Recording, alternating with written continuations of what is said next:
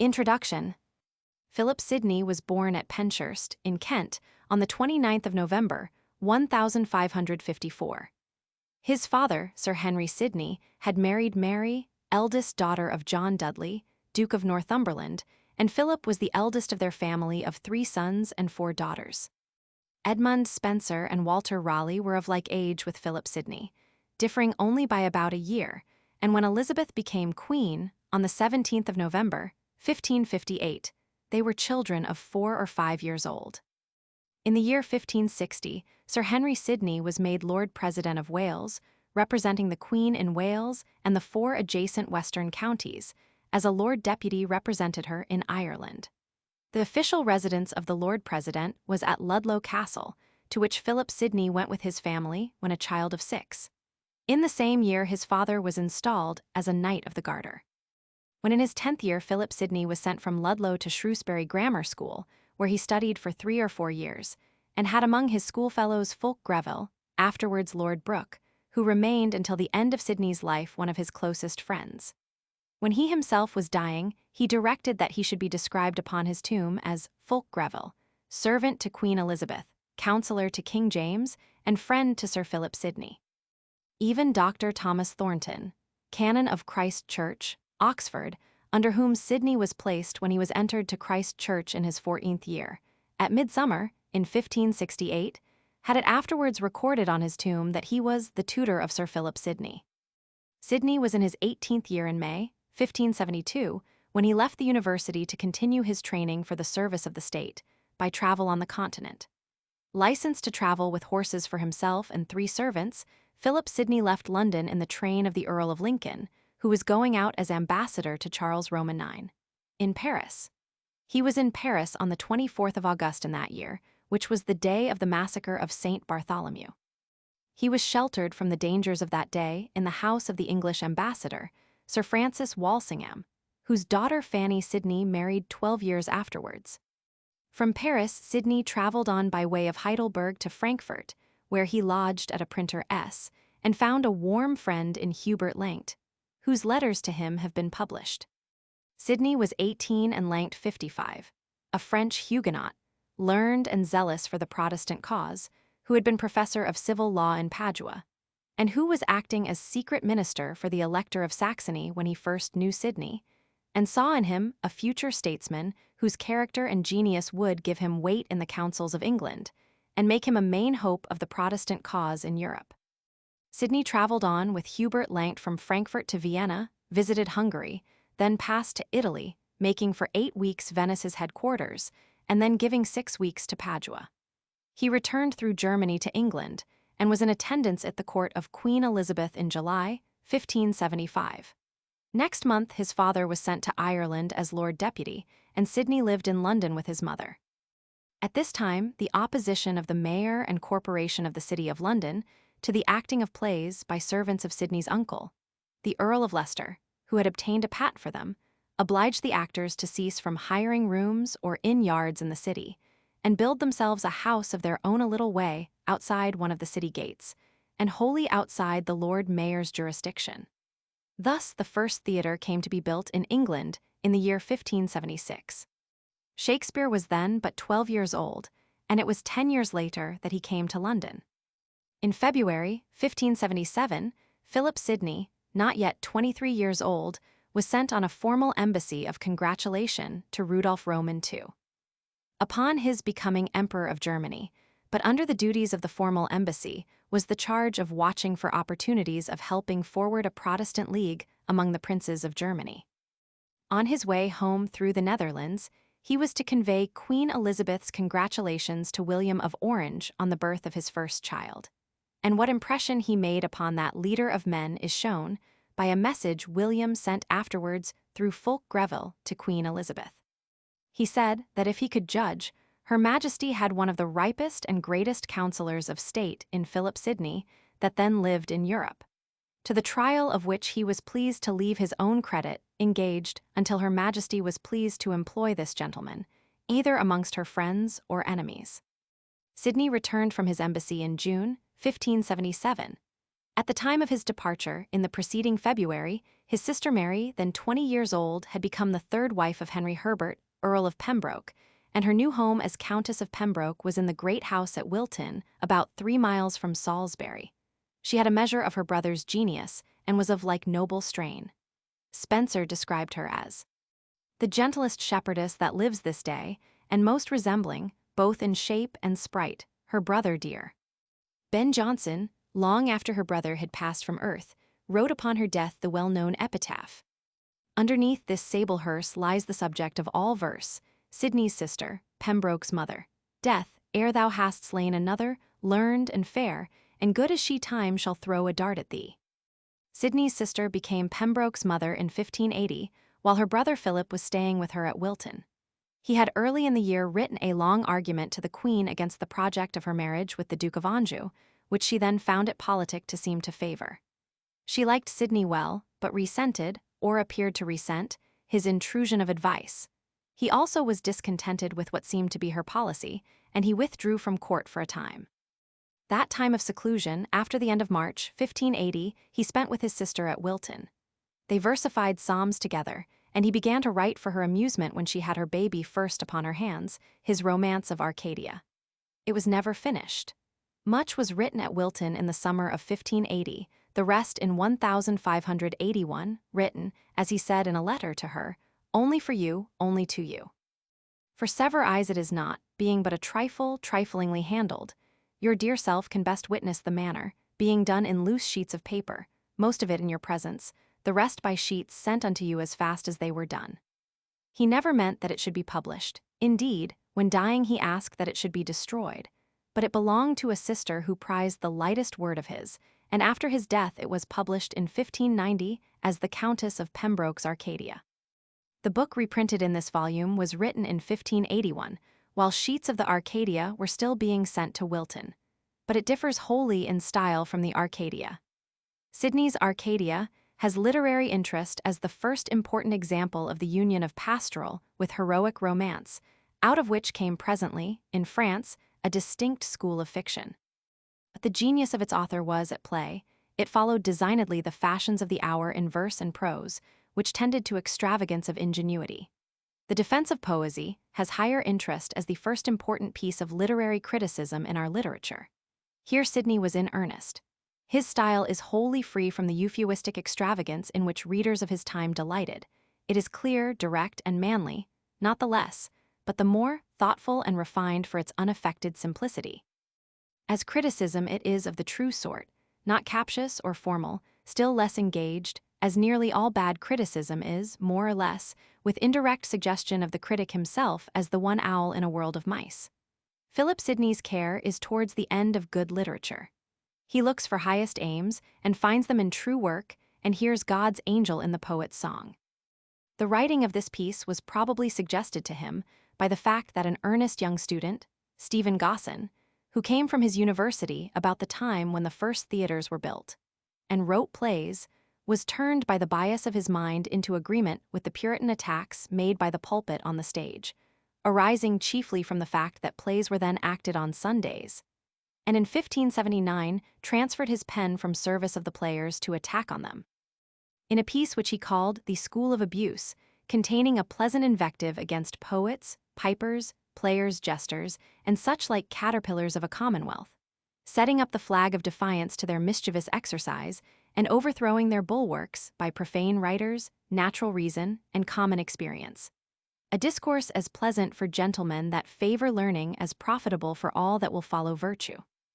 This discourse Gosson dedicated to the right noble gentleman, Master Philip Sidney, Esquire.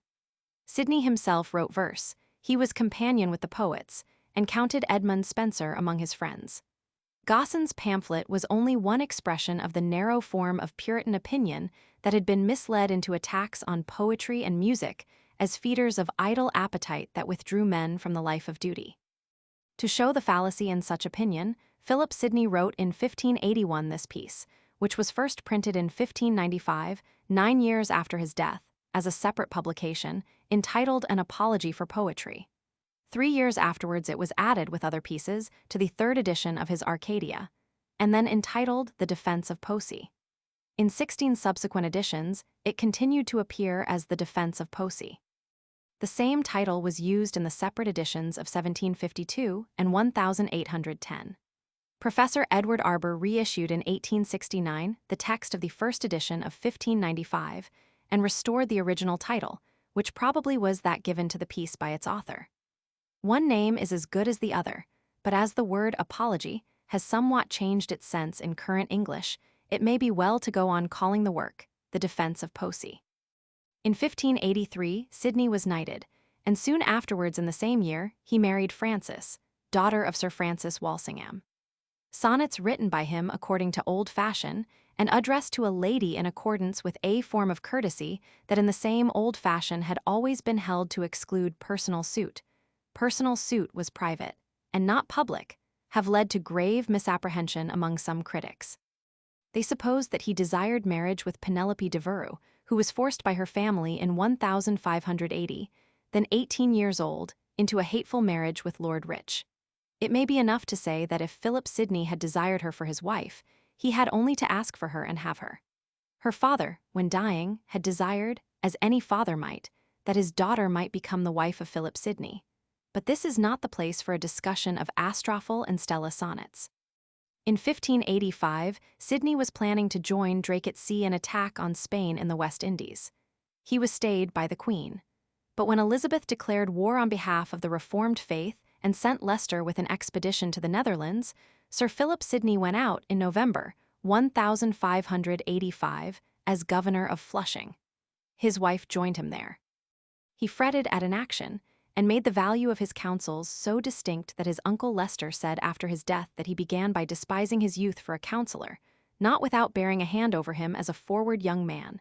Notwithstanding, in a short time he saw the sun so risen above his horizon that both he and all his stars were glad to fetch light from him.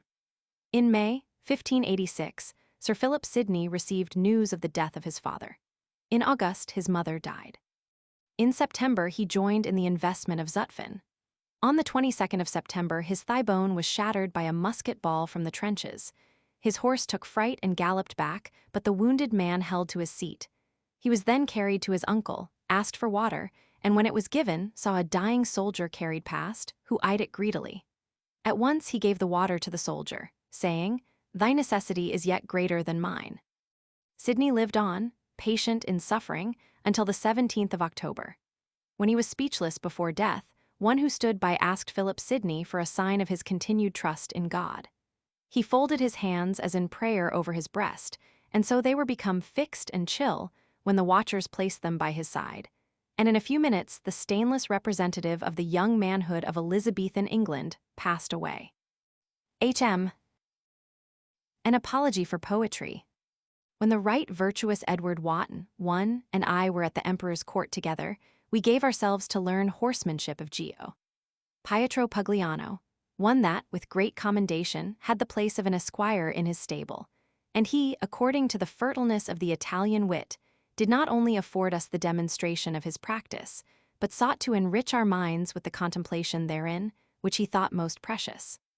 But with none, I remember, mine ears were at any time more laden, than when either angered with slow payment or moved with our learner-like admiration. He exercised his speech in the praise of his faculty. He said soldiers were the noblest estate of mankind, and horsemen the noblest of soldiers. He said they were the masters of war and ornaments of peace, speedy goers and strong abiders, triumphers both in camps and courts. Nay, to so unbelieved a point he proceeded, as that no earthly thing bred such wonder to a prince as to be a good horseman. Skill of government was but a pedanteria in comparison.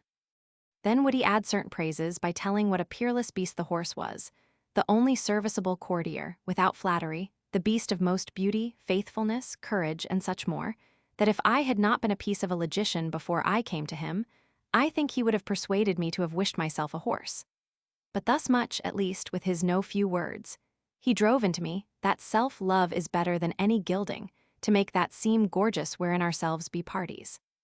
Wherein, if Pugliano's strong affection and weak arguments will not satisfy you, I will give you a nearer example of myself, who, I know not by what mischance, in these my not old years and idlest times, having slipped into the title of a poet, am provoked to say something unto you in the defense of that my unelected vocation.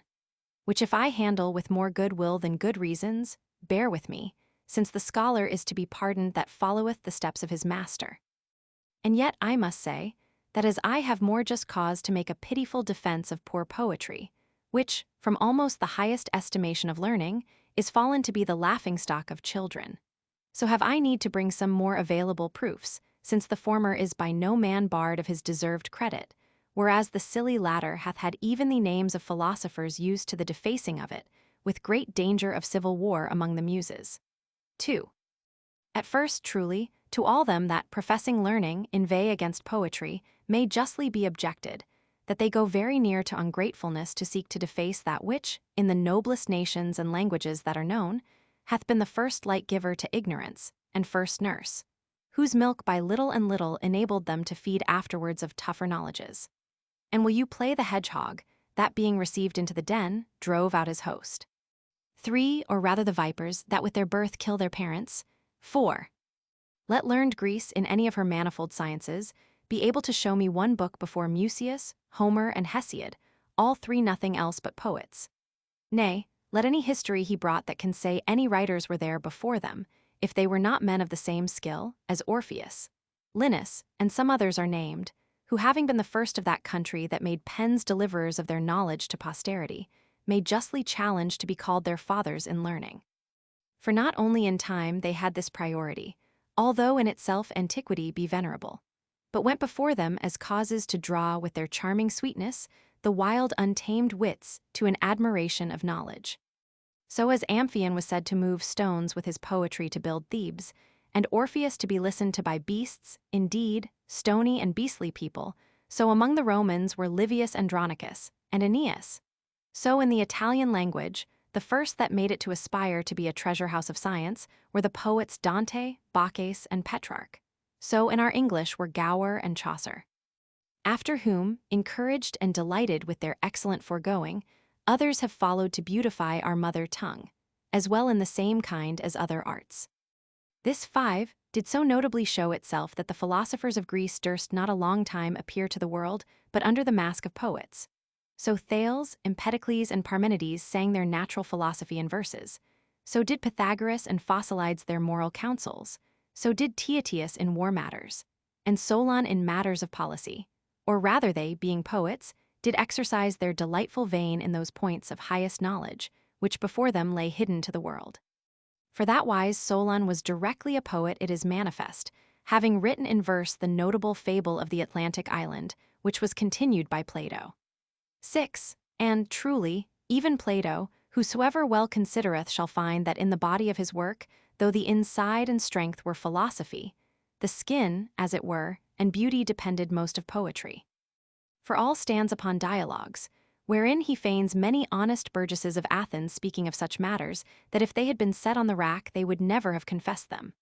Besides, his poetical describing the circumstances of their meetings, as the well-ordering of a banquet, the delicacy of a walk, with interlacing myrtiles, as Gyges' ring, 7, and others, which, who knows not to be flowers of poetry, did never walk into Apollo's garden.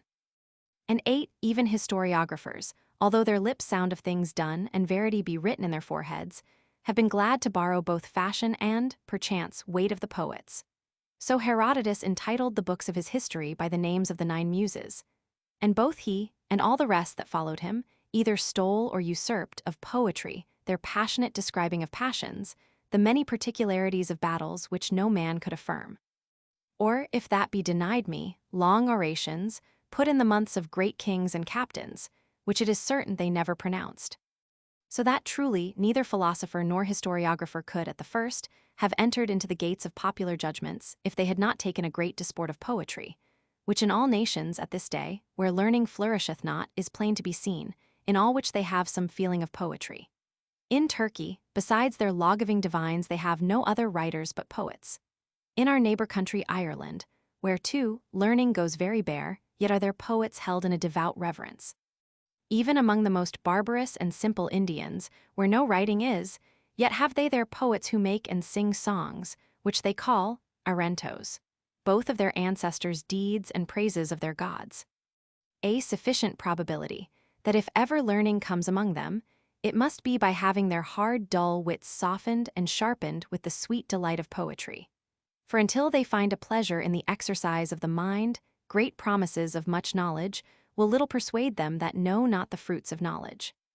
In Wales, the true remnant of the ancient Britons, as there are good authorities to show the long time they had poets, which they called bards, so through all the conquests of Romans, Saxons, Danes, and Normans, some of whom did seek to ruin all memory of learning from among them, yet do their poets, even to this day, last, so as it is not more notable in the soon beginning than in long continuing.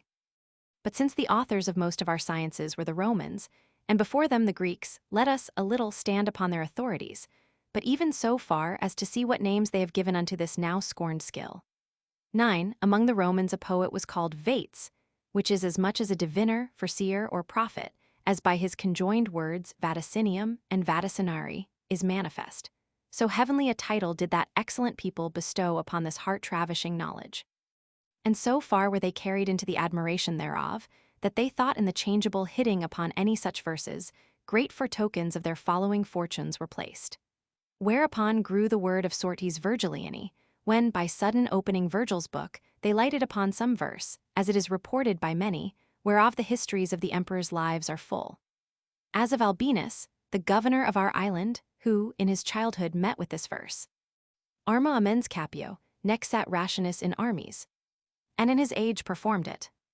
Although it were a very vain and godless superstition, as also it was, to think spirits were commanded by such verses, whereupon this word charms, derived of carmina, cometh, so yet serveth it to show the great reverence those wits were held in, and altogether not without ground, since both the oracles of Delphi and the Sibyl's prophecies were wholly delivered in verses. For that same exquisite observing of number and measure in the words, and that high-flying liberty of conceit proper to the poet, did seem to have some divine force in it. And 10, may not I presume a little farther to show the reasonableness of this word vates, and say that the holy David's psalms are a divine poem? If I do, I shall not do it without the testimony of great learned men, both ancient and modern. But even the name of psalms will speak for me, which, being interpreted, is nothing but songs. Then, that is fully written in meter, as all learned Hebricians agree, although the rules be not yet fully found. Lastly and principally, his handling his prophecy, which is merely poetical. For what else is the awaking his musical instruments, the often and free changing of persons, his notable prosopopoias when he maketh you, as it were, see God coming in his majesty, his telling of the beast's joyfulness and hills leaping, but a heavenly poesy, wherein, almost, he showeth himself a passionate lover of that unspeakable and everlasting beauty, to be seen by the eyes of the mind, only cleared by faith. But truly now, having named him, I fear I seem to profane that holy name, applying it to poetry, which is, among us, thrown down to so ridiculous an estimation. But they that, with quiet judgments, will look a little deeper into it, shall find the end and working of it such, as, being rightly applied, deserveth not to be scourged out of the church of God. But 11, now let us see how the Greeks have named it, and how they deemed of it. The Greeks named him Pi Omicron Ota Eta Tau letter 1F74 nu, which name hath, as the most excellent, gone through other languages. It cometh of this word Pi Omicron Iota Epsilon letter 1F76 nu, which is to make, wherein, I know not whether by luck or wisdom, we Englishmen have met with the Greeks in calling him a maker. Which name, how high and incomparable a title it is, I had rather were known by marking the scope of other sciences than by any partial allegation. There is no art delivered unto mankind that hath not the works of nature for his principal object, without which they could not consist, and on which they so depend as they become actors and players, as it were, of what nature will have set forth. 12. So doth the astronomer look upon the stars, and by that he seeth set down what order nature hath taken therein. So doth the geometrician and arithmetician in their diverse sorts of quantities. So doth the musician in times tell you which by nature agree, which not. The natural philosopher thereon hath his name, and the moral philosopher standeth upon the natural virtues, vices, or passions of man, and follow nature, saith he therein, and thou shalt not err. The lawyer saith what men have determined, the historian what men have done. The grammarian speaketh only of the rules of speech, and the rhetorician and logician considering what in nature will soonest prove and persuade, thereon give artificial rules, which still are compassed within the circle of a question, according to the proposed matter. The physician weigheth the nature of man's body, and the nature of things helpful and hurtful unto it. And the metaphysic, though it be in the second and abstract notions, and therefore be counted supernatural, yet doth he, indeed, build upon the depth of nature.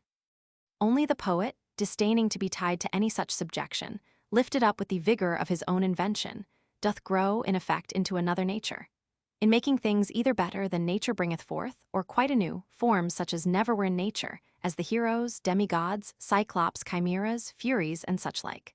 So as he goeth hand in hand with nature, not enclosed within the narrow warrant of her gifts, but freely ranging within the zodiac of his own wit. 13. Nature never set forth the earth in so rich tapestry as divers poets have done, neither with so pleasant rivers, fruitful trees, sweet-smelling flowers, nor whatsoever else may make the too much loved earth more lovely.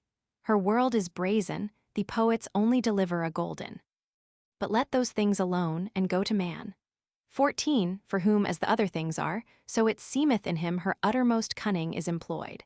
And know, whether she have brought forth so true a lover as Thegenes, so constant a friend as Pylades, so valiant a man as Orlando, so right a prince as Xenophon's Cyrus, and so excellent a man every way as Virgil's Aeneas. Neither let this be jestingly conceived, because the works of the one be essential, the other in imitation or fiction. For every understanding knoweth the skill of each artificer standeth in that idea or foreconceit of the work, and not in the work itself.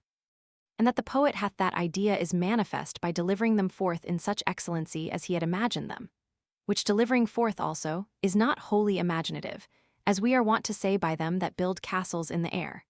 But so far substantially it worketh not only to make a Cyrus, which had been but a particular excellency, as nature might have done, but to bestow a Cyrus upon the world to make many Cyruses, if they will learn aright why and how that maker made him. Neither let it be deemed too saucy a comparison to balance the highest point of man's wit with the efficacy of nature, but rather give right honor to the heavenly maker of that maker, who having made man to his own likeness, set him beyond and over all the works of that second nature, which in nothing he showeth so much as in poetry, when, with the force of a divine breath, he bringeth things forth surpassing her doings, with no small arguments to the incredulous of that first accursed fall of Adam. Since our erected wit maketh us know what perfection is, and yet our infected will keepeth us from reaching unto it. But these arguments will by few be understood, and by fewer granted. Thus much I hope will be given me, that the Greeks, with some probability of reason, gave him the name above all names of learning. Now, 15, let us go to a more ordinary opening of him, that the truth may be the more palpable. And so, I hope, though we get not so unmatched a praise as the etymology of his names will grant, yet his very description, which no man will deny, shall not justly be barred from a principal commendation. Poesie, 16, therefore, is an art of imitation, for so Aristotle termeth it in the word mu letter 1f77 mu eta sigma iota sigma. That is to say, a representing, counterfeiting, or figuring forth. To speak metaphorically, a speaking picture with this end to teach and delight. Of 17, this have been 3 general kinds, the chief, both in antiquity and excellency, which they that did imitate the inconceivable excellencies of God. Such were David in the Psalms, Solomon in the Song of Songs in his Ecclesiastes and Proverbs, Moses and Deborah in their hymns, and the writer of Job, which beside others the learned Emmanuel Tremelius and Fr. Junius do entitle the poetical part of the Scripture. Against these none will speak that hath the Holy Ghost in due holy reverence. In this kind, though in a wrong divinity, were Orpheus, Amphion, Homer in his hymns, and many others, both Greeks and Romans. And this poesy must be used by whosoever will follow St. Paul's counsel, in singing psalms when they are merry. And I know is used with the fruit of comfort by some, when, in sorrowful pangs of their death-bringing sins, they find the consolation of the never-leaving goodness. The 18, second kind is of them that deal with matter philosophical, either moral, as Tatius, Phocylides, Cato, or natural, as Lucretius, Virgil's Georgics, or astronomical, as Manilius, 19, and Pontanus, or historical, as Lucan, which who mislike, the fault is in their judgment, quite out of taste, and not in the sweet food of sweetly uttered knowledge. But because this second sort is wrapped within the fold of the proposed subject, and takes not the free course of his own invention, whether they properly be poets or no, let grammarians dispute, and go to the third. 20 indeed write poets, of whom chiefly this question ariseth. Betwixt whom and these second is such a kind of difference, as betwixt the meaner sort of painters, who counterfeit only such faces as are set before them. And the more excellent, who having no law but wit, bestow that in colours upon you which is fittest for the eye to see. As the constant, though lamenting look of Lucretia, when she punished in herself another's fault, wherein he painteth not Lucretia, whom he never saw, but painteth the outward beauty of such a virtue. For these three be they which most properly do imitate to teach and delight, and to imitate borrow nothing of what is, hath been, or shall be, but range only, reined with learned discretion, into the divine consideration of what may be and should be. These be they that, as the first and most noble sort, may justly be termed vates. So these are waited on in the excellentest languages and best understandings, with the foredescribed name of poets. For these, indeed, do merely make to imitate, and imitate both to delight and teach, and delight to move men to take that goodness in hand, which, without delight they would fly as from a stranger, and teach to make them know that goodness whereunto they are moved, which being the noblest scope to which ever any learning was directed, yet want there not idle tongues to bark at them. These 21 be subdivided into sundry more special denominations. The most notable be the heroic, lyric, tragic, comic, satiric, iambic, elegiac, pastoral, and certain others, some of these being termed according to the matter they deal with, some by the sort of verse they like best to write in. For, indeed, the greatest part of poets have apparelled their poetical inventions in that numerous kind of writing which is called verse.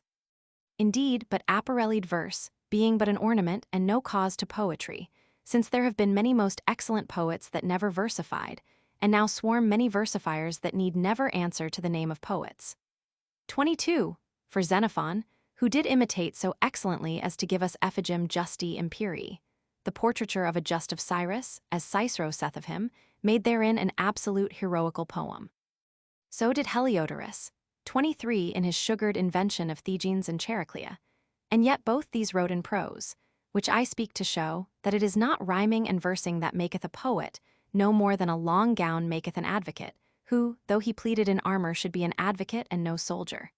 But it is that feigning notable images of virtues, vices, or what else, with that delightful teaching, which must be the right describing note to know a poet by.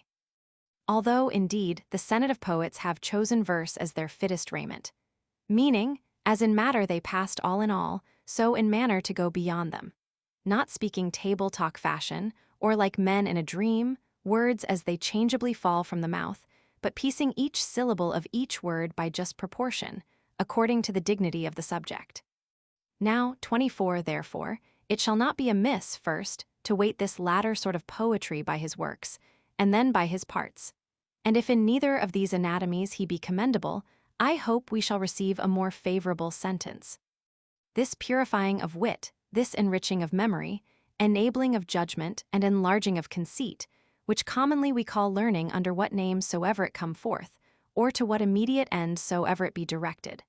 The final end is, to lead and draw us to as high a perfection as our degenerate souls, made worse by their clay lodgings, 25 it can be capable of. This, according to the inclination of man, bred many formed impressions. For some that thought this felicity principally to be gotten by knowledge, and no knowledge to be so high or heavenly as to be acquainted with the stars, gave themselves to astronomy. Others, persuading themselves to be demigods, if they knew the causes of things, became natural and supernatural philosophers. Some an admirable delight drew to music, and some the certainty of demonstrations to the mathematics.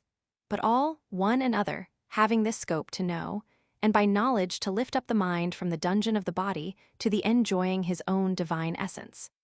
But when, by the balance of experience, it was found that the astronomer, looking to the stars, might fall in a ditch, that the inquiring philosopher might be blind in himself, and the mathematician might draw forth a straight line with a crooked heart.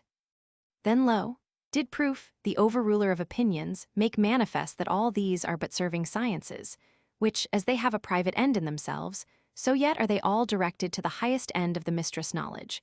By the Greeks called letter 1F00, rho chi iota tau, epsilon kappa tau, omicron nu iota kappa letter 1F74, which stands, as I think, in the knowledge of a man's self. In the ethic and politic consideration, with the end of well-doing, and not of well-knowing only, even as the saddler's next end is to make a good saddle, but his farther end to serve a nobler faculty, which is horsemanship. So the horseman's to soldiery, and the soldier not only to have the skill, but to perform the practice of a soldier. So that the ending end of all earthly learning being virtuous action, those skills that most serve to bring forth that have a most just title to be princes over all the rest, wherein, if we can show it rightly, the poet is worthy to have it before any other competitors. 26. Among 27, whom principally to challenge it, step forth the moral philosophers, whom, methinks, I see coming toward me with a sullen gravity, as though they could not abide vice by daylight, rudely clothed, for to witness outwardly their contempt of outward things, with books in their hands against glory, whereto they set their names, sophistically speaking against subtlety, and angry with any man in whom they see the foul fault of anger. These men, casting largesses as they go, of definitions, divisions, and distinctions, with a scornful interrogative do soberly ask, whether it be possible to find any path so ready to lead a man to virtue, as that which teacheth what virtue is, and teacheth it not only by delivering forth his very being, his causes and effects, but also by making known his enemy, vice, which must be destroyed, and his cumbersome servant, passion, which must be mastered, by showing the generalities that contain it and the specialities that are derived from it. Lastly, by plain setting down how it extends itself out of the limits of a man's own little world to the government of families and maintaining of public societies. The historian, 28, scarcely gives leisure to the moralist to say so much, but that he, laden with old mouse-eaten records, authorizing 29 himself, for the most part, upon other histories, whose greatest authorities are built upon the notable foundation of hearsay, having much ado to accord differing writers, and to pick truth out of partiality, better acquainted with 1,000 years ago than with the present age, and yet better knowing how this world goes than how his own wit runs. Curious for antiquities and inquisitive of novelties, a wonder to young folks, and a tyrant in table talk, denieth, in a great chafe, that any man for teaching of virtue and virtuous actions is comparable to him. I am testis temporum, lux veritatis, vita memoriae, magistra viti, nuntia vetestatis. 30. The philosopher, saith he, teacheth a disputative virtue, but I do an active. His virtue is excellent in the dangerous academy of Plato, but mine showeth forth her honorable face in the battles of Marathon, Pharsalia, Poictiers, and Agincourt. He teacheth virtue by certain abstract considerations, but I only bid you follow the footing of them that have gone before you. Old-aged experience goeth beyond the fine-witted philosopher, but I give the experience of many ages. Lastly, if he make the song-book, I put the learner's hand to the lute, and if he be the guide, I am the light. Then would he allege you innumerable examples, confirming story by stories, how much the wisest senators and princes have been directed by the credit of history, as Brutus, Alphonsus of Aragon, and who not, if need be. At length, the long line of their disputation makes a point in this, that the one giveth the precept, and the other the example. Now 31, whom shall we find, since the question standeth for the highest form in the school of learning, to be moderator? Truly, as me seemeth, the poet, and if not a moderator, even the man that ought to carry the title from them both, and much more from all other serving sciences. Therefore compare we the poet with the historian, and with the moral philosopher. And if he go beyond them both, no other human skill can match him. For as for the divine, with all reverence, he is ever to be accepted, not only for having his scope as far beyond any of these, as eternity exceedeth a moment, but even for passing each of these in themselves.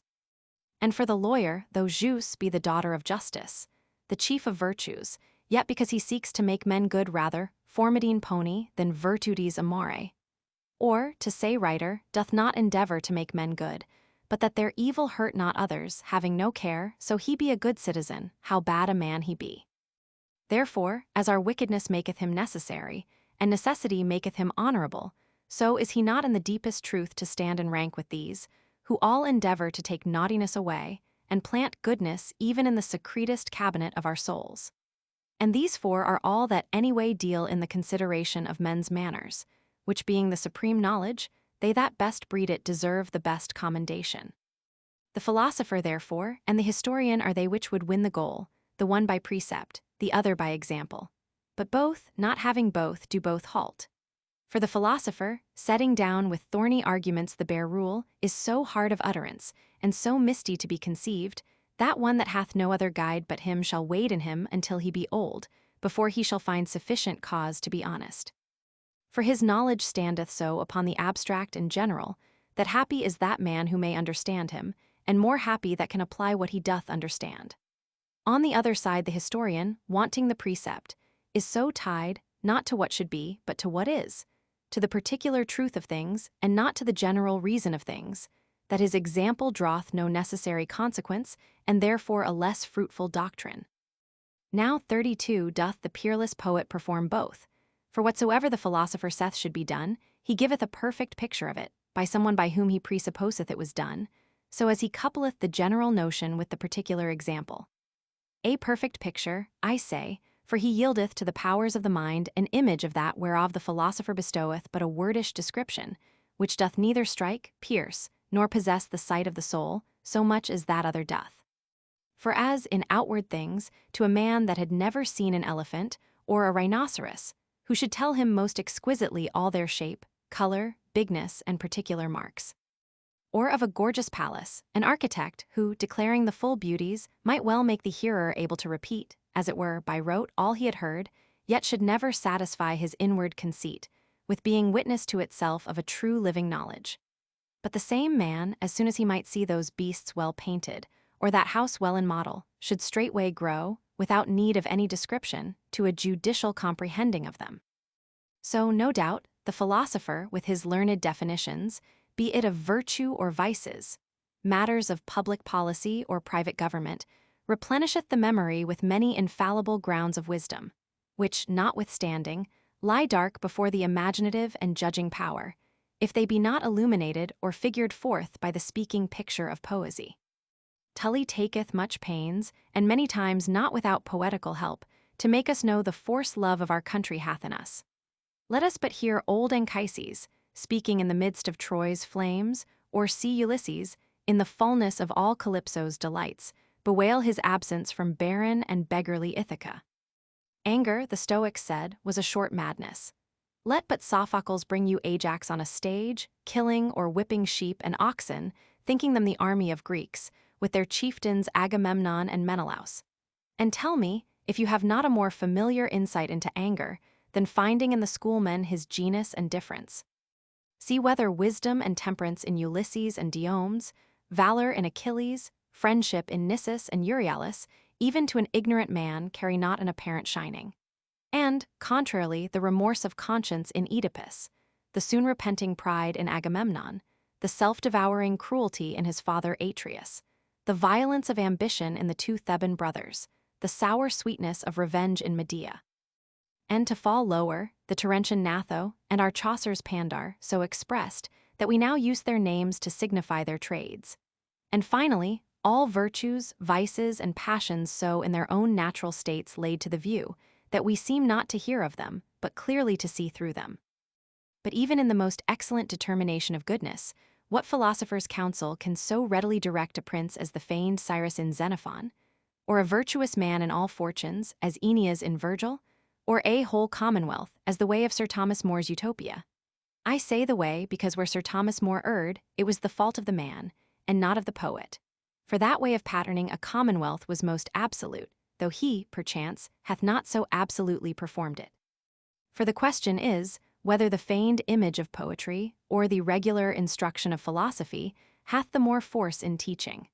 Wherein, if the philosophers have more rightly showed themselves philosophers, then the poets have attained to the high top of their profession, as in truth. Mediocribus esse pietis non die, non homines, non concessor calumni. 33. It is, I say again, not the fault of the art, but that by few men that art can be accomplished.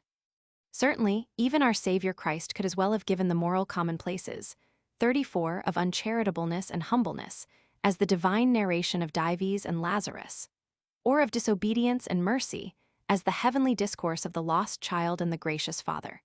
But that his thorough-searching wisdom knew the estate of Dives burning in hell, and of Lazarus in Abraham's bosom, would more constantly, as it were, inhabit both the memory and judgment. Truly, for myself, meseems, I see before mine eyes the lost child's disdainful prodigality turn to envy a swine's dinner, which, by the learned divines, are thought not historical acts, but instructing parables. For conclusion, I say the philosopher teacheth, but he teacheth obscurely, so as the learned only can understand him. That is to say, he teacheth them that are already taught. But the poet is the food for the tenderest stomachs. The poet is, indeed, the right popular philosopher, whereof Aesop's tales give good proof, whose pretty allegories, stealing under the formal tales of beasts, make many, more beastly than beasts, begin to hear the sound of virtue from those dumb speakers. But now may it be alleged, that if this managing of matters be so fit for the imagination, then must the historian needs surpass, who brings you images of true matters, such as, indeed, were done, and not such as fantastically or falsely may be suggested to have been done. Truly, Aristotle himself, in his Discourse of Poesie, plainly determineth this question, saying, that poetry is phi iota lambda omicron sigma omicron, phi letter 1 f70 tau, epsilon rho omicron nu kappa alpha letter 1 f76, pi sigma omicron upsilon delta alpha iota letter 1 f79 tau, epsilon omicron omicron nu.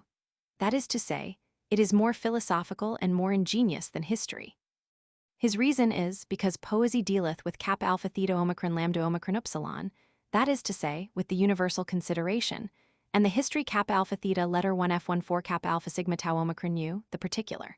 Now, saith he, the universal weighs what is fit to be said or done either in likelihood or necessity, which the poesy considereth in his imposed names, and the particular only marks whether Alcibiades did or suffered this or that. Thus far Aristotle. 35. Which reason of his, as all his, is most full of reason? For indeed, if the question were, whether it were better to have a particular act truly or falsely set down, there is no doubt which is to be chosen, no more than whether you had rather have Vespasian's picture right as he was, or, at the painter's pleasure, nothing resembling. But if the question be, for your own use and learning, whether it be better to have it set down as it should be, or as it was, then, certainly, is more doctrinable the feigned Cyrus in Xenophon than the true Cyrus in Justin, 36, and the feigned Aeneas in Virgil than the right Aeneas in Dares Phrygius. 37. As to a lady that desired to fashion her countenance to the best grace, a painter should more benefit her, to portrait a most sweet face, writing Canidia upon it, than to paint Canidia as she was, who, Horace sweareth, was full ill-favored. If the poet do his part aright, he will show you in Tantalus, Atreus, and such like, nothing that is not to be shunned. In Cyrus, Aeneas, Ulysses, each thing to be followed, where the historian bound to tell things as things were, cannot be liberal without he will be poetical of a perfect pattern. But as in Alexander or Scipio himself, show doings, some to be liked, some to be misliked. And then how will you discern what to follow, but by your own discretion, which you had without reading Q. Curtius. 38. And whereas, a man may say, though in universal consideration of doctrine, the poet prevaileth, yet that the history, in his saying such a thing was done, doth warrant a man more in that he shall follow. The answer is manifest, that if he stand upon that was, as if he should argue, because it rained yesterday therefore it should rain today. Then, indeed, hath it some advantage to a gross conceit. But if he know an example only informs a conjectured likelihood, and so go by reason, the poet doth so far exceed him, as he is to frame his example to that which is most reasonable, be it in warlike, politic, or private matters, where the historian in his bear was hath many times that which we call fortune to overrule the best wisdom. Many times he must tell events whereof he can yield no cause, or if he do, it must be poetically. For that a feigned example bath as much force to teach as a true example. For as for to move, it is clear, since the feigned may be tuned to the highest key of passion, let us take one example wherein an historian and a poet did concur. Herodotus and Justin do both testify that Zopyrus, King Darius's faithful servant, seeing his master long resisted by the rebellious Babylonians, feigned himself in extreme disgrace of his king, for verifying of which he caused his own nose and ears to be cut off, and so flying to the Babylonians was received. and for his known valor, so far credited, that he did find means to deliver them over to Darius. Much like matters doth livy record of Tarquinius and his son. Xenophon excellently feigned such another stratagem, performed by a Bradatus in Cyrus's behalf. Now would I fain know, if occasion be presented unto you to serve your prince by such an honest dissimulation, why do you not as well learn it of Xenophon's fiction as of the other's verity? And, truly, so much the better, as you shall save your nose by the bargain, for a Bradatus did not counterfeit so far. So then the best of the historians is subject to the poet, for whatsoever action or faction, whatsoever counsel, policy, or war stratagem the historian is bound to recite, that may the poet, if he list, with his imitation make his own, beautifying it both for farther teaching, and more delighting as it please him, having all, from Dante's heaven to his hell, under the authority of his pen. Which if I be asked, what poets have done so? As I might well name some, so yet say I and say again, I speak of the art, and not of the artificer. Now, to that which commonly is attributed to the praise of history, in respect of the notable learning which is got by marking the success, as though therein a man should see virtue exalted and vice punished. Truly, that commendation is peculiar to poetry, and far off from history. For indeed, poetry ever sets virtue so out in her best colors, making fortune her well-waiting handmaid, that one must needs be enamored of her. Well may you see Ulysses in a storm and in other hard plights, but they are but exercises of patience and magnanimity to make them shine the more in the near following prosperity. And, on the contrary part, if evil men come to the stage, they ever go out, as the tragedy writer answered to one that misliked the show of such persons, so manacled, as they little animate folks to follow them. But history being captive to the truth of a foolish world, in many times a terror from well-doing, and an encouragement to unbridled wickedness. For see we not valiant Miltiades rot in his fetters, the just Phocion and the accomplished Socrates put to death like traitors, the cruel Severus live prosperously, the excellent Severus miserably murdered, Sylla and Marius dying in their beds, Pompey and Cicero slain then when they would have thought exile a happiness. See we not virtuous Cato driven to kill himself, and rebel Caesar so advanced, that his name yet, after 1600 years, lasteth in the highest honor, and mark but even Caesar's own words of the forenamed Sylla, who in that only did honestly to put down his dishonest tyranny, literas nescivit, as if want of learning caused him to do well. He meant it not by poetry, which not content with earthly plagues, deviseth new punishment in hell for tyrants, nor yet by philosophy, which teacheth occidents esse, but no doubt by skill in history, for that indeed can afford you Cypselus, Periander, Phalaris, Dionysius, and I know not how many more of the same kennel, that speed well enough in their abominable injustice of usurpation. I conclude, therefore, that he excelleth history, not only in furnishing the mind with knowledge, but in setting it forward to that which deserves to be called and accounted good, which setting forward, and moving to well-doing indeed, setteth the laurel crowns upon the poets as victorious, not only of the historian, but over the philosopher, howsoever, in teaching, it may be questionable. For suppose it be granted, that which I suppose, with great reason, may be denied, that the philosopher, in respect of his methodical proceeding, teach more perfectly than the poet, yet do I think, that no man is so much phi iota lambda omicron, phi iota lambda letter 1f79 sigma omicron, phi omicron sigma, as to compare the philosopher in moving with the poet. And that moving is of a higher degree than teaching, it may by this appear, that it is well nigh both the cause and effect of teaching. For who will be taught, if he be not moved with desire to be taught? And what so much good doth that teaching bring forth? I speak still of moral doctrine, as that it moveth one to do that which it doth teach. For, as Aristotle saith, it is not gamma nu letter 1ff6 sigma iota sigma, but pi rho letter 1f71 xi iota sigma, 39, must be the fruit. And how pi rho letter 1f71 xi iota sigma can be, without being moved to practice, it is no hard matter to consider. The philosopher showeth you the way, he informeth you of the particularities, as well of the tediousness of the way and of the pleasant lodging you shall have when your journey is ended, as of the many by-turnings that may divert you from your way. But this is to no man, but to him that will read him, and read him with attentive, studious painfulness, which constant desire whosoever hath in him, hath already passed half the hardness of the way, and therefore is beholden to the philosopher, but for the other half.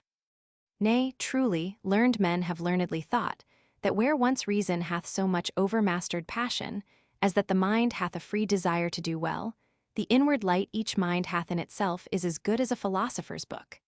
Since in nature we know it is well to do well, and what is well and what is evil, although not in the words of art which philosophers bestow upon us, for out of natural conceit the philosophers drew it. But to be moved to do that which we know, or to be moved with desire to know, hoc opus hic labor est. Now 40 therein, of all sciences, I speak still of human and according to the human conceit, is our poet the monarch. For he doth not only show the way, but giveth so sweet a prospect into the way, as will entice any man to enter into it. Nay, he doth, as if your journey should lie through a fair vineyard, at the very first give you a cluster of grapes, that full of that taste you may long to pass farther. He beginneth not with obscure definitions, which must blur the margin with interpretations, and load the memory with doubtfulness, but he cometh to you with words set in delightful proportion, either accompanied with or prepared for the well-enchanting skill of music. And with a tale, forsooth, he cometh unto you with a tale which holdeth children from play, and old men from the chimney corner. 41, and, pretending no more, doth intend the winning of the mind from wickedness to virtue. Even as the child is often brought to take most wholesome things, by hiding them in such other as have a pleasant taste, which, if one should begin to tell them the nature of the aloes or rhubarbarum they should receive, would sooner take their physic at their ears than at their mouth. So it is in men, most of them are childish in the best things, till they be cradled in their graves. Glad they will be to hear the tales of Hercules, Achilles, Cyrus, Aeneas. And hearing them, must needs hear the right description of wisdom, valor, and justice, which if they had been barely, that is to say, philosophically, set out, they would swear they be brought to school again. That imitation whereof poetry is, hath the most conveniency to nature of all other. Insomuch that, as Aristotle saith, those things which in themselves are horrible, as cruel battles, unnatural monsters, are made in poetical imitation delightful. Truly I have known men, that even with reading Amadis de Gaul, which, God knoweth, wanteth much of a perfect poesy, have found their hearts moved to the exercise of courtesy, liberality, and especially courage. Who readeth Aeneas carrying old Anchises on his back, that wisheth not it were his fortune to perform so excellent an act? Whom doth not those words of Turnus move, the tale of Turnus having planted his image in the imagination? Fugintem hic terra videbit usque idion mori miserum est, 42. Where the philosophers, as they think, scorn to delight, so much they be content little to move, saving wrangling whether virtues be the chief or the only good, whether the contemplative or the active life do excel, which Plato and Boetius well knew, and therefore made mistress philosophy very often borrow the masking raiment of poesy. For even those hard-hearted evil men, who think virtue a school name and know no other good but indulger genio, and therefore despise the austere admonitions of the philosopher, and feel not the inward reason they stand upon, yet will be content to be delighted, which is all the good fellow poet seems to promise, and so steal to see the form of goodness, which seen, they cannot but love, ere themselves be aware, as if they took a medicine of cherries. Infinite 43 proofs of the strange effects of this poetical invention might be alleged. Only 2 shall serve, which are so often remembered, as, I think, all men know them. The one of Menenius Agrippa, who, when the whole people of Rome had resolutely divided themselves from the Senate, with apparent show of utter ruin, though he were, for that time, an excellent orator, came not among them upon trust, either of figurative speeches or cunning insinuations, and much less with far-fetched maxims of philosophy, which, especially if they were Platonic, they must have learned geometry before they could have conceived. But forsooth, he behaveth himself like a homely and familiar poet. He telleth them a tale, that there was a time when all the parts of the body made a mutinous conspiracy against the belly, which they thought devoured the fruits of each other's labor. They concluded they would let so unprofitable a spender starve. In the end, to be short, for the tale is notorious, and as notorious that it was a tale, with punishing the belly they plagued themselves. This, applied by him, wrought such effect in the people as I never read that only words brought forth. But then so sudden, and so good an alteration, for upon reasonable conditions a perfect reconcilement ensued. The other is of Nathan the prophet, who, when the holy David had so far forsaken God as to confirm adultery with murder, when he was to do the tenderest office of a friend, in laying his own shame before his eyes, being sent by God to call again so chosen a servant, how doth he it? But by telling of a man whose beloved lamb was ungratefully taken from his bosom. The application most divinely true, but the discourse itself feigned. Which made David I speak of the second and instrumental cause as in a glass see his own filthiness, as that heavenly psalm of mercy well testifieth. By these, therefore, examples and reasons, I think it may be manifest that the poet, with that same hand of delight, doth draw the mind more effectually than any other art doth. And so a conclusion not unfitly ensues, that as virtue is the most excellent resting place for all worldly learning to make his end of, so poetry, being the most familiar to teach it, and most princely to move towards it, in the most excellent work is the most excellent workman. But I am content not only to decipher him by his works, although works in commendation and dispraise must ever hold a high authority, but more narrowly will examine his parts, so that, as in a man, though altogether may carry a presence full of majesty and beauty perchance in some one defectious, 44, piece we may find blemish. Now, 45 in his parts, kinds, or species, as you list to term them, it is to be noted that some poesies have coupled together 2 or 3 kinds, as the tragical and comical, whereupon is risen the tragicomical. Some in the manner have mingled prose and verse, as Sannazaro and Boetius.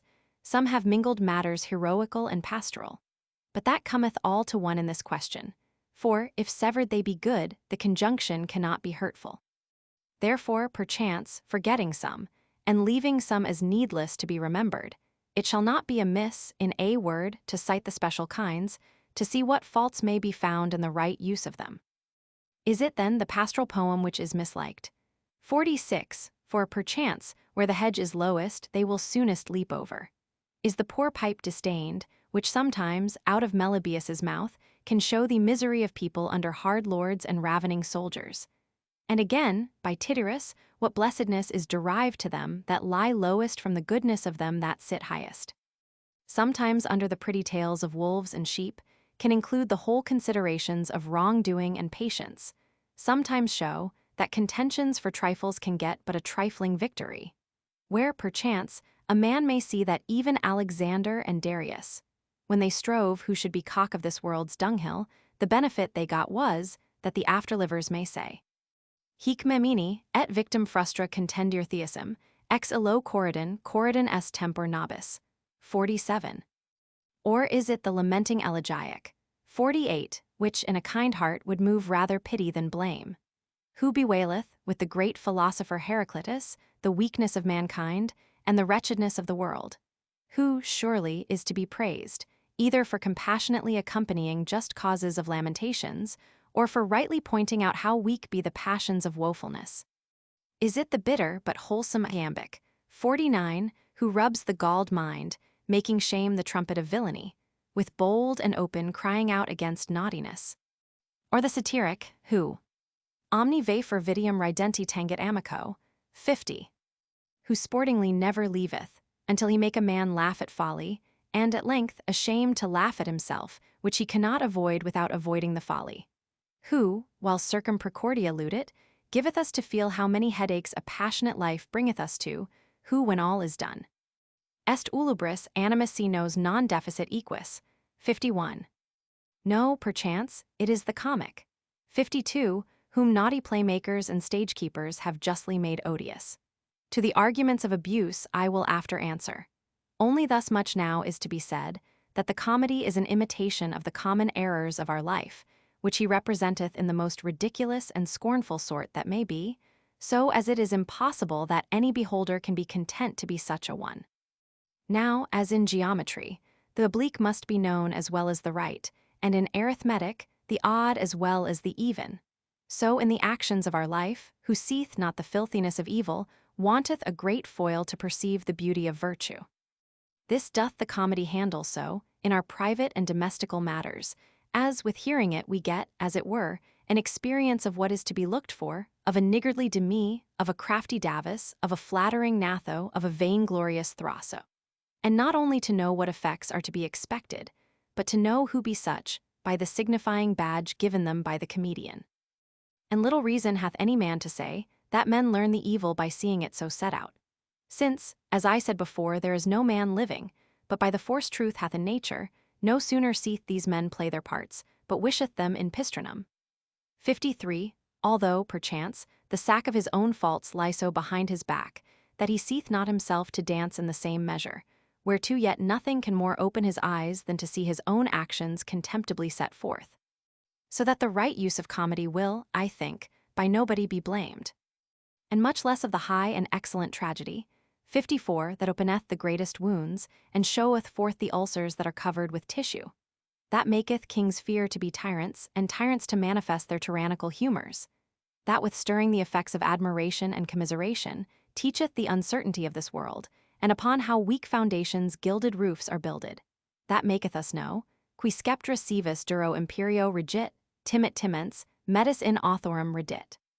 But how much it can move, Plutarch yielded a notable testimony of the abominable tyrant Alexander Farius, from whose eyes a tragedy, well made and represented, drew abundance of tears, who without all pity had murdered infinite numbers, and some of his own blood.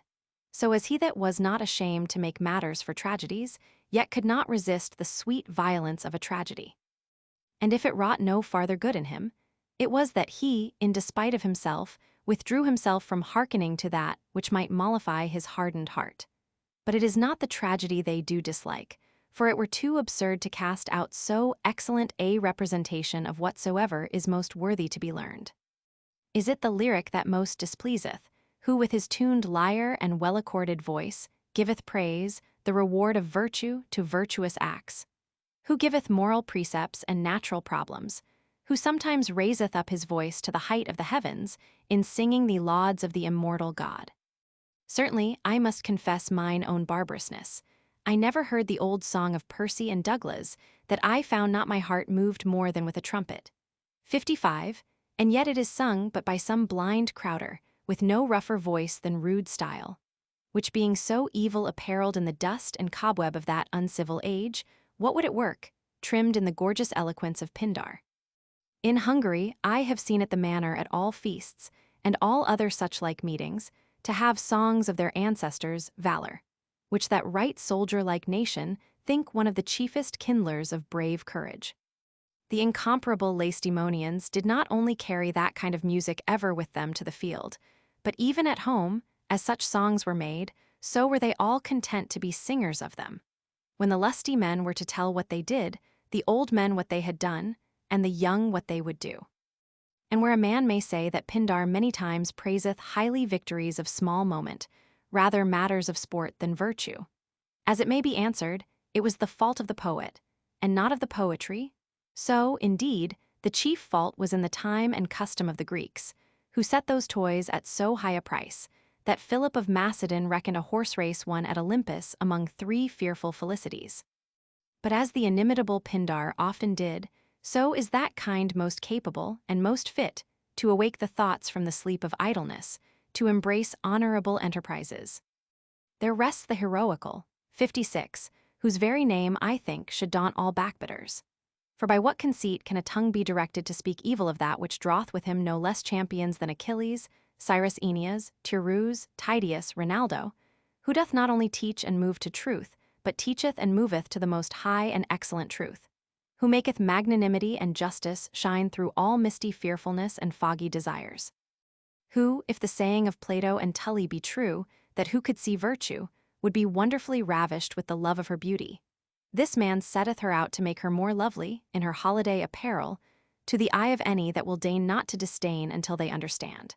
But if anything be already said in the defense of sweet poetry, all concurreth to the maintaining the heroical, which is not only a kind, but the best and most accomplished kind of poetry.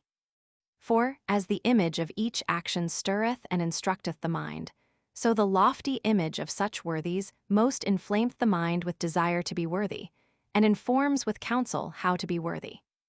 Only let Aeneas be worn in the tablet of your memory, how he governeth himself in the ruin of his country, in the preserving his old father, and carrying away his religious ceremonies, in obeying God's commandments to leave Dido, though not only passionate kindness, but even the human consideration of virtuous gratefulness, would have craved other of him. How in storms, how in sports, how in war, how in peace, how a fugitive, how victorious, how besieged, how besieging, how to strangers, how to allies, how to enemies, how to his own, lastly, how in his inward self, and how in his outward government.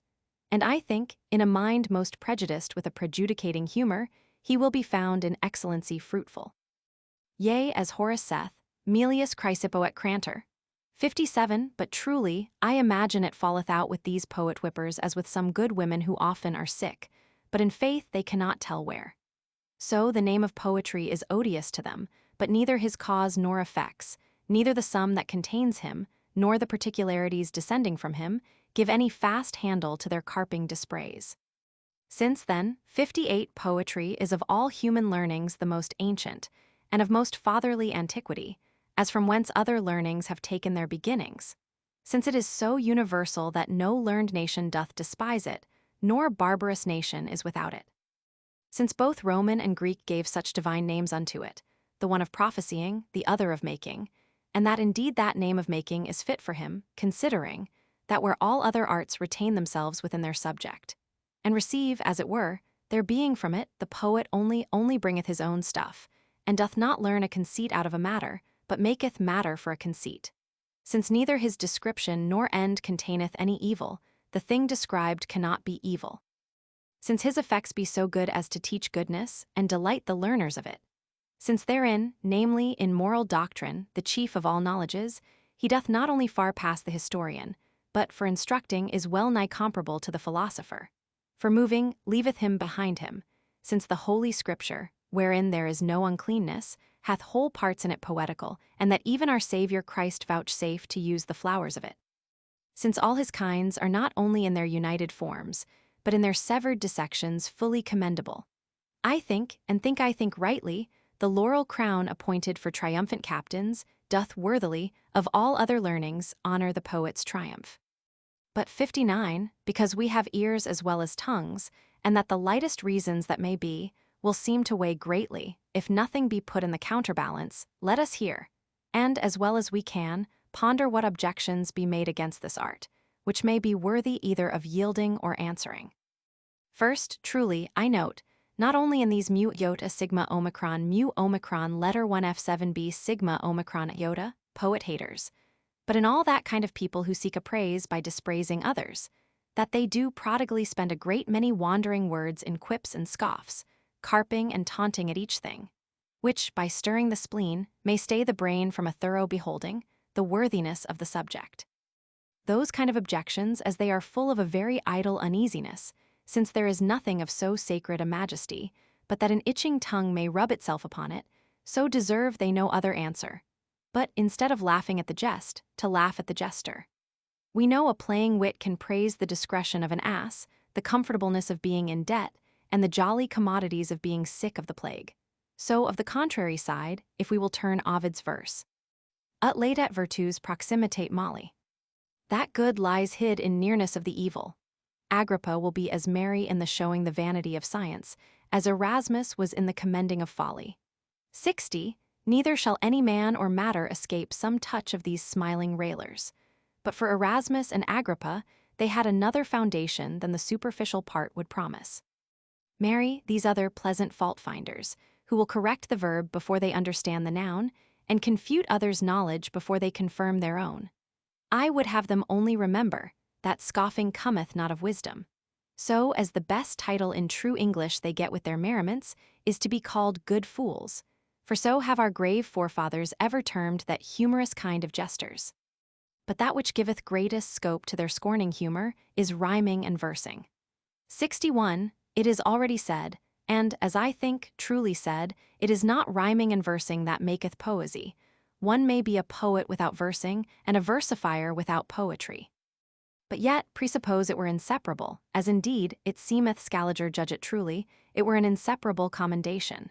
For if oratio next to ratio, speech next to reason, be the greatest gift bestowed upon mortality, that cannot be praiseless which doth most polish that blessing of speech, which considereth each word, not only as a man may say by his forcible quality, but by his best measured quantity, carrying even in themselves a harmony. Without, perchance, number, measure, order, proportion be in our time grown odious. But lay aside the just praise it hath, by being the only fit speech for music. Music, I say, the most divine striker of the senses. Thus much is undoubtedly true, that if reading be foolish without remembering, memory being the only treasure of knowledge, those words which are fittest for memory are likewise most convenient for knowledge.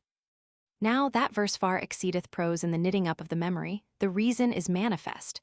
The words, besides their delight, which hath a great affinity to memory, being so set as one cannot be lost, but the whole work fails, which accusing itself, calleth the remembrance back to itself, and so most strongly confirmeth it.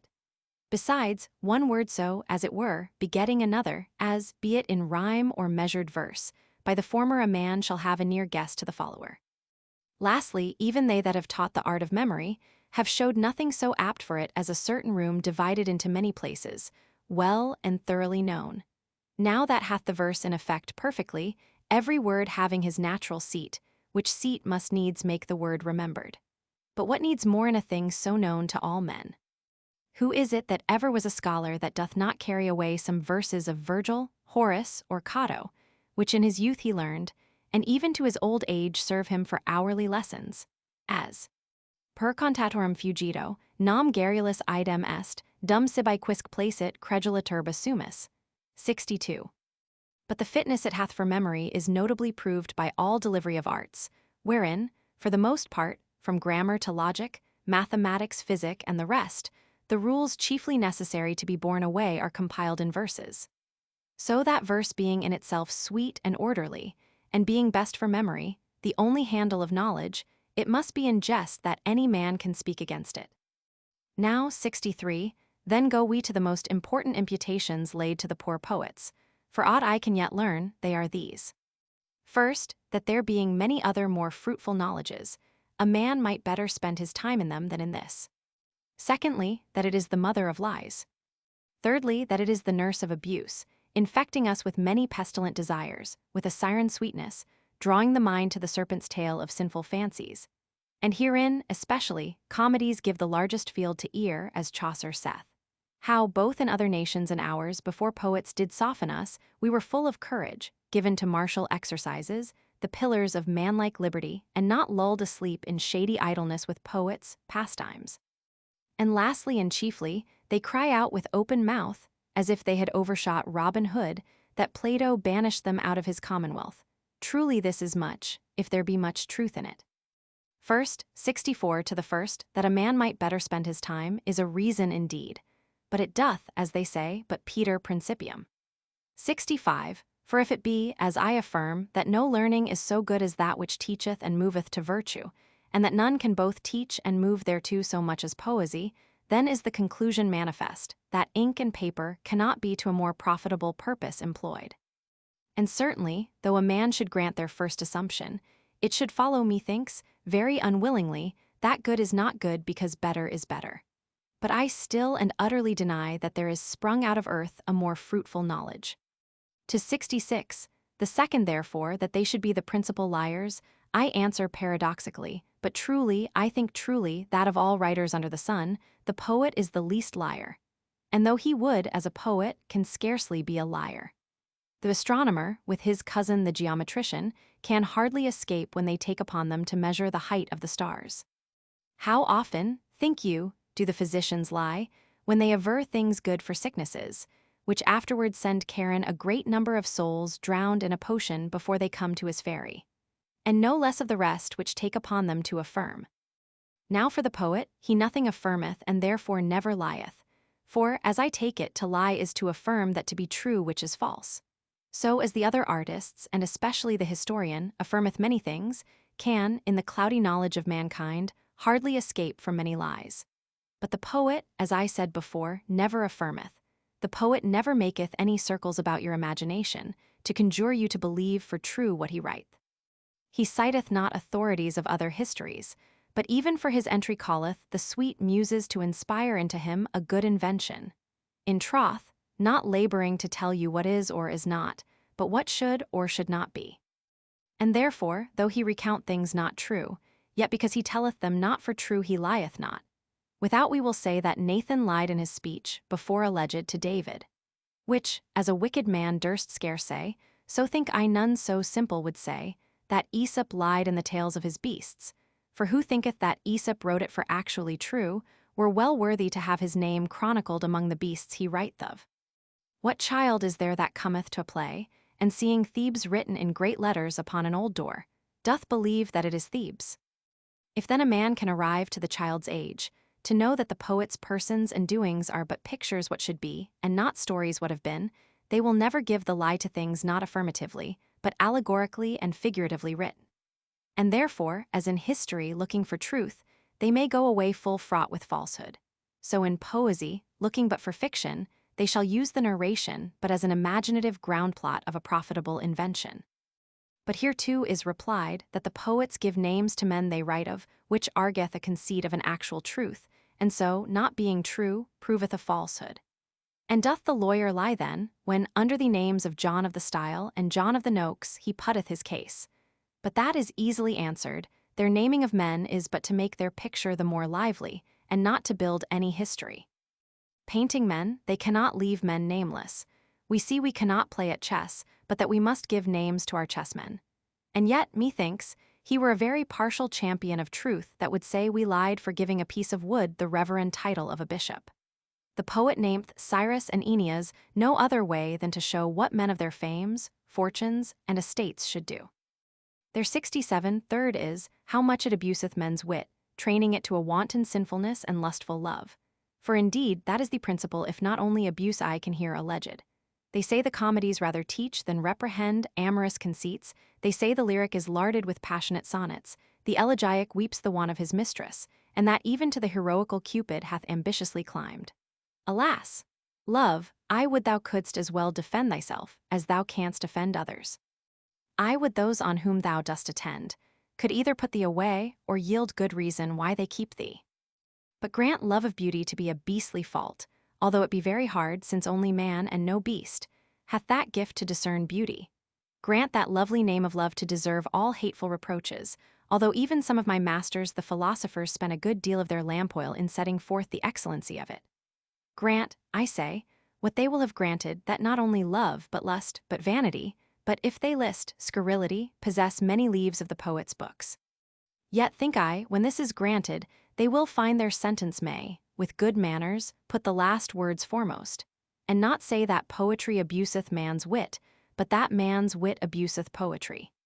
For I will not deny, but that man's wit may make poesy, which should be phi rho alpha sigma tau iota kappa letter 1 f7 which some learned have defined, figuring forth good things, to be phi alpha nu tau alpha sigma tau iota kappa letter 1 f7 which doth contrariwise infect the fancy with unworthy objects.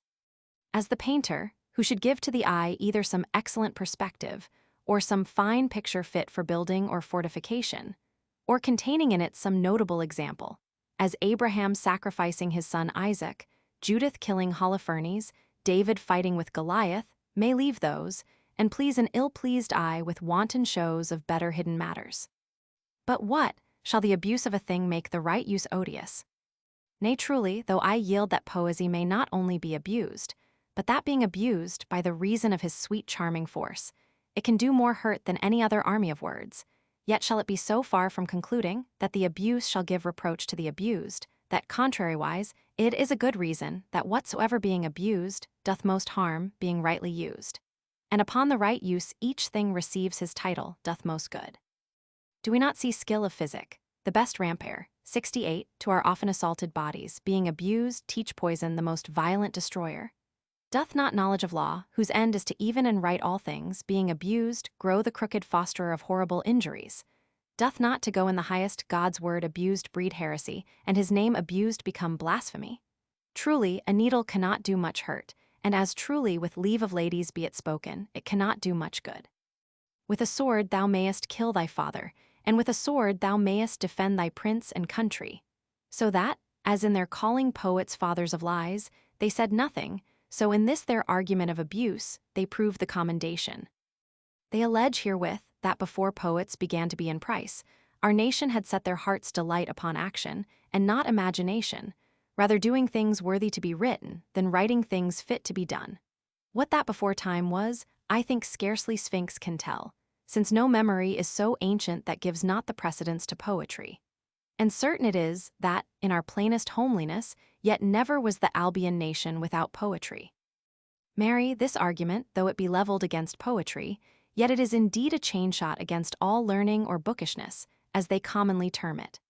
Of such mind were certain Goths, of whom it is written, that having in the spoil of a famous city taken a fair library, one hangman, belike fit to execute the fruits of their wits, who had murdered a great number of bodies, would have set fire in it. No, said another, very gravely. Take heed what you do, for while they are busy about those toys, we shall with more leisure conquer their countries.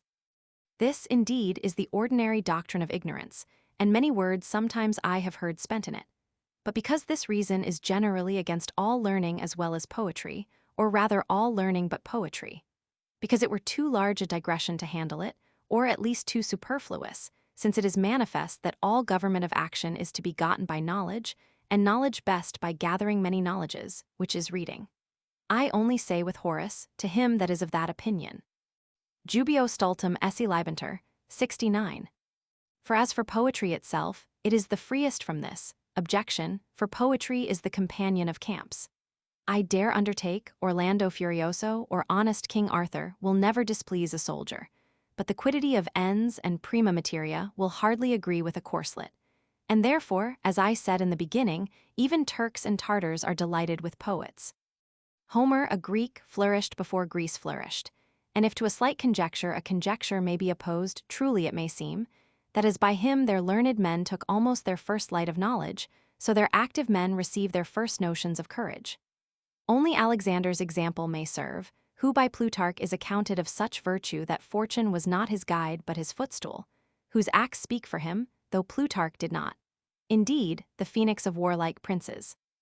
This Alexander left his schoolmaster, living Aristotle, behind him, but took dead Homer with him. He put the philosopher Callisthenes to death, for his seeming philosophical, indeed mutinous, stubbornness, but the chief thing he was ever heard to wish for was that Homer had been alive. He well found he received more bravery of mind by the pattern of Achilles than by hearing the definition of fortitude. And therefore, if Cato misliked Fulvius for carrying Aeneas with him to the field, it may be answered that if Cato misliked it, the noble Fulvius liked it, or else he had not done it. For it was not the excellent Cato Uticensis whose authority I would much more have reverenced, but it was the former, in truth a bitter punisher of faults, but else a man that had never sacrificed to the graces. He misliked and cried out against all Greek learning, and yet, being 80 years old, began to learn it, belike fearing that Pluto understood not Latin. Indeed, the Roman laws allowed no person to be carried to the wars but he that was in the soldier's roll. And therefore, though Cato misliked his unmustered person, he misliked not his work. And if he had, Scipio Nasica, judged by common consent the best Roman, loved him. Both the other Scipio brothers, who had by their virtues no less surnames than of Asia and Afric, so loved him that they caused his body to be buried in their sepulchre. So, as Cato's authority being but against his person, and that answered with so far greater than himself, is herein of no validity.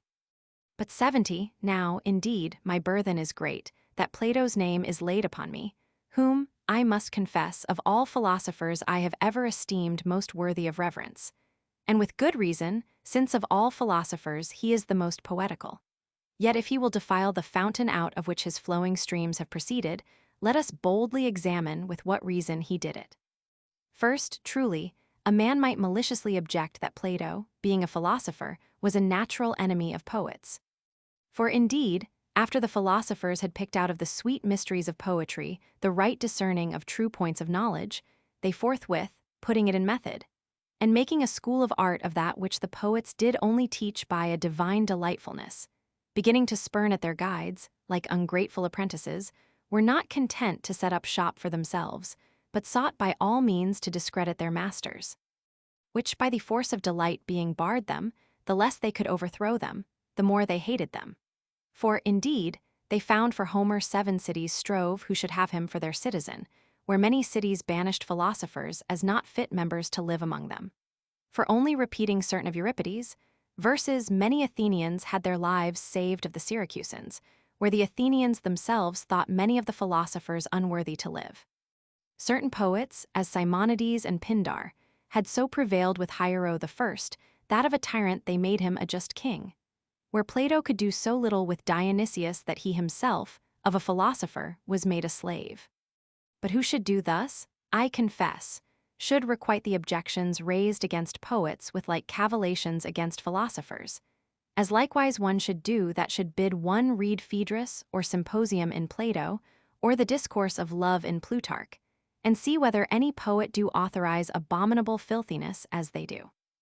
Again, a man might ask, out of what commonwealth Plato doth banish them, in sooth, thence where he himself alloweth community of women. So, as belike this banishment grew not for effeminate wantonness, since little should poetical sonnets be hurtful, when a man might have what woman he listed. But I honor philosophical instructions, and bless the wits which bred them, so as they be not abused, which is likewise stretched to poetry. St. Paul himself sets a watchword upon philosophy, indeed upon the abuse. So doth Plato upon the abuse, not upon poetry. Plato found fault that the poets of his time filled the world with wrong opinions of the gods, making light tales of that unspotted essence, and therefore would not have the youth depraved with such opinions. Herein may much be said. Let this suffice. The poets did not induce such opinions, but did imitate those opinions already induced. For all the Greek stories can well testify that the very religion of that time stood upon many and many-fashioned gods, not taught so by poets, but followed according to their nature of imitation. Who list may read in Plutarch the discourses of Isis and Osiris, of the cause why oracles ceased, of the divine providence, and see whether the theology of that nation stood not upon such dreams, which the poets indeed superstitiously observed. And truly, since they had not the light of Christ, did much better in it than the philosophers, who, shaking off superstition, brought in atheism. Plato, therefore, whose authority I had much rather justly construe than unjustly resist, meant not in general of poets, in those words of which Julius Scaliger saith, Qua authoritate, barbari quidem ac insipidi, a beauty velent ad poetas e republica exigendos, 71. But only meant to drive out those wrong opinions of the deity, whereof now, without farther law, Christianity hath taken away all the hurtful belief, perchance as he thought nourished by then esteemed poets. And a man need go no farther than to Plato himself to know his meaning, who, in his dialogue called Ion, 72, giveth high, and rightly, divine commendation unto poetry. So as Plato, banishing the abuse, not the thing, not banishing it, but giving due honor to it, shall be our patron, and not our adversary. For indeed, I had much rather, since truly I may do it, show their mistaking of Plato, under whose lion's skin they would make an ass-like braying against Poesie, than go about to overthrow his authority. Whom, the wiser a man is, the more just cause he shall find to have an admiration. Especially since he attributeth unto Poesie more than myself do, namely, to be a very inspiring of a divine force, far above man's wit, as in the forenamed dialogue is apparent. Of the other side, who would show the honors have been by the best sort of judgments granted them, a whole sea of examples would present themselves. Alexanders, Caesars, Scipios, all favors of poets. Laelius, called the Roman Socrates, himself a poet. So as part of Houton Timaraumenos in Terence was supposed to be made by him. And even the Greek Socrates, whom Apollo confirmed to be the only wise man, is said to have spent part of his old time in putting Aesop's fables into verse. And therefore, full evil should it become his scholar Plato to put such words in his master's mouth against poets. But what needs more, Aristotle writes the art of poesy. And why, if it should not be written? Plutarch teacheth the use to be gathered of them, and how, if they should not be read. And who reads Plutarch's either history or philosophy, shall find he trimmeth both their garments with guards, 73, of Poesie. But I list not to defend Poesie with the help of his underling historiographer. Let it suffice to have showed it is a fit soil for praise to dwell upon, and what dispraise may be set upon it is either easily overcome or transformed into just commendation. So that since the excellences of it may be so easily and so justly confirmed, and the low creeping objections so soon trodden down, 74. It not being an art of lies, but of true doctrine, not of effeminateness, but of notable stirring of courage, not of abusing man's wit, but of strengthening man's wit, not banished, but honored by Plato. Let us rather plant more laurels for to engarland the poets' heads, which honor of being laureate, as besides them only triumphant captains were, is a sufficient authority to show the price they ought to be held in, than suffer the ill-favored breath of such wrong speakers once to blow upon the clear springs of poesy. But 75, since I have run so long a career in this matter, methinks, before I give my pen a full stop, it shall be but a little more lost time to inquire, why England, the mother of excellent minds, should be grown so hard a stepmother to poets, who certainly in wit ought to pass all others, since all only proceeds from their wit, being, indeed, makers of themselves, not takers of others. How can I but exclaim? Musa mihi causas memora quo numen liso, 76. Sweet poesy! That hath anciently had kings, emperors, senators, great captains, such as, besides 1,000 others, David, Adrian, Sophocles, Germanicus, not only to favor poets, but to be poets, and of our nearer times can present for her patrons a Robert, King of Sicily, the great King Francis of France, King James of Scotland, such cardinals as Bembus and Bibiena, such famous preachers and teachers as Beza and Melanchthon, so learned philosophers as Fracastorius and Scaliger, so great orators as Pontanus and Muretus, so piercing wits as George Buchanan, so grave counselors as, besides many, but before all, that hospital, 77 of France, than whom, I think, that realm never brought forth a more accomplished judgment more firmly builded upon virtue. I say these, with numbers of others, not only to read others' poesies, but to poetize for others' reading. That poesy, thus embraced in all other places, should only find in our time a hard welcome in England. I think the very earth laments it, and therefore decks our soil with fewer laurels than it was accustomed. For heretofore poets have in England also flourished, and, which is to be noted, even in those times when the trumpet of Mars did sound loudest. And now that an overfaint quietness should seem to strew the house for poets, they are almost in as good reputation as the mountebanks at Venice. Truly, even that, as of the one side it giveth great praise to poesy, which, like Venus, but to better purpose, had rather be troubled in the net with Mars than enjoy the homely quiet of Vulcan. So serveth it for a piece of a reason why they are less grateful to idle England, which now can scarce endure the pain of a pen. Upon this necessarily followeth that base men with servile wits undertake it, who think it enough if they can be rewarded of the printer.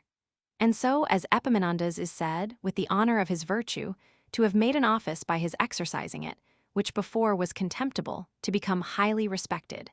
So these men, no more but setting their names to it, by their own disgracefulness, disgrace the most graceful poesy. For now, as if all the muses were got with child, to bring forth bastard poets, without any commission, they do post over the banks of Helicon, until they make their readers more weary than post horses. While in the meantime they quaes melior ludo finxit precordia titan, 78. Are better content to suppress the outflowings of their wit, than by publishing them to be accounted knights of the same order. But I that, before ever I durst aspire unto the dignity, am admitted into the company of the paper blurrers, do find the very true cause of our wanting estimation is one of desert, taking upon us to be poets in despite of palace. Now, wherein we want desert, were a thankworthy labor to express. But if I knew, I should have mended myself. But as I never desired the title, so have I neglected the means to come by it, only, overmastered by some thoughts, I yielded an inky tribute unto them. Marry, they that delight in poesy itself, should seek to know what they do, and how they do, especially look themselves in an unflattering glass of reason, if they be inclinable unto it. For poesy must not be drawn by the ears, it must be gently led, or rather it must lead, which was partly the cause that made the ancient learned affirm it was a divine, and no human skill, since all other knowledges lie ready for any that have strength of wit. A poet no industry can make, if his own genius be not carried into it. And therefore is an old proverb, orator fit, poet a nascitur. 79. Yet confess I always, that as the fertilest ground must be manured, so must the highest flying wit have a daedalus to guide him. That Daedalus, they say, both in this and another, hath 3 wings to bear itself up into the air of due commendation. That is art, imitation, and exercise.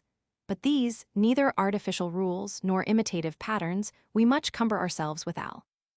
Exercise, indeed, we do, but that very forbackwardly. For where we should exercise to know, we exercise as having known. And so is our brain delivered of much matter which never was begotten by knowledge. For there being 2 principal parts, matter to be expressed by words, and words to express the matter, in neither we use art or imitation rightly. Our matter is quodlibet. 80, indeed, although wrongly performing Ovid's verse. Quicquid canaber dicer versus erit, 81. Never marshalling it into any assured rank, that almost the readers cannot tell where to find themselves. Chaucer, undoubtedly, did excellently in his Troilus and Cressida, of whom truly I know not whether to marvel more, either that he in that misty time could see so clearly, or that we in this clear age go so stumblingly after him. Yet had he great wants, fit to be forgiven in so reverend antiquity. I account the mirror of magistrates meetly furnished of beautiful parts, and in the Earl of Surrey's lyrics, many things tasting of a noble birth, and worthy of a noble mind. The shepherd's calendar hath much poesy in his eclogues, indeed, worthy the reading if I be not deceived. That same framing of his 82, style to an old rustic language, I dare not allow, since neither Theocritus in Greek, Virgil in Latin, nor Sannazaro in Italian did affect it. Besides these, I do not remember to have seen but few to speak boldly, printed that have poetical sinews in them. For proof whereof, let but most of the verses be put in prose, and then ask the meaning, and it will be found that one verse did but beget another, without ordering at the first what should be at the last, which becomes a confused mass of words, with a tinkling sound of rhyme, barely accompanied with reason. Our 83, tragedies and comedies, not without cause, are cried out against, observing rules neither of honest civility nor skillful poetry. Excepting Gorboduc, again I say of those that I have seen, which notwithstanding, as it is full of stately speeches and well-sounding phrases, climbing to the height of Seneca his style, and as full of notable morality, which it does most delightfully teach, and so obtain the very end of poesy. Yet, in truth, it is very defectuous in the circumstances, which grieves me, because it might not remain as an exact model of all tragedies. For it is faulty both in place and time, the 2 necessary companions of all corporal actions. For where the stage should always represent but one place, and the uttermost time presupposed in it should be, both by Aristotle's precept and common reason, but one day, there is both many days and many places inartificially imagined. But if it be so in Gorboduc, how much more in all the rest, where you shall have Asia of the one side, and Afric of the other, and so many other under kingdoms, that the player, when he comes in, must ever begin with telling where he is, 84, or else the tale will not be conceived. Now shall you have 3 ladies walk to gather flowers, and then we must believe the stage to be a garden. By and by, we hear news of shipwreck in the same place, then we are to blame if we accept it not for a rock. Upon the back of that comes out a hideous monster with fire and smoke, and then the miserable beholders are bound to take it for a cave. While, in the meantime, 2 armies fly in, represented with 4 swords and bucklers, and then, what hard heart will not receive it for a pitched field? Now of time they are much more liberal, for ordinary it is that 2 young princes fall in love. After many traverses she is got with child, delivered of a fair boy. He is lost, groweth a man, falleth in love, and is ready to get another child, and all this in 2 hours' space. Which how absurd it is in sense, even sense may imagine, and art hath taught and all ancient examples justified, and at this day the ordinary players in Italy will not err in. Yet will some bring in an example of the eunuch in Terence, that containeth matter of 2 days, yet far short of 20 years. True it is, and so was it to be played in 2 days, and so fitted to the time it set forth. And though Plautus have in one place done amiss, let us hit it with him, and not miss with him. But they will say, how then shall we set forth a story which contains both many places and many times? And do they not know that a tragedy is tied to the laws of poesy, and not of history, not bound to follow the story, but having liberty either to feign a quite new matter, or to frame the history to the most tragical convenience? Again, many things may be told, which cannot be showed, if they know the difference betwixt reporting and representing. As for example, I may speak, though I am here, of Peru, and in speech digress from that to the description of Calicut, but in action I cannot represent it without Pacolet's horse. And so was the manner the ancients took by some Nuntius, 85, to recount things done in former time or other place. Lastly, if they will represent in history, they must not, as Horace saith, begin ab ovo, 86, but they must come to the principal point of that one action which they will represent. By example, this will be best expressed. I have a story of young Polydorus, delivered, for safety's sake, with great riches, by his father Priamus to Polymnestor, king of Thrace, in the Trojan war time. He, after some years, hearing of the overthrow of Priamus, for to make the treasure his own, murdereth the child. The body of the child is taken up.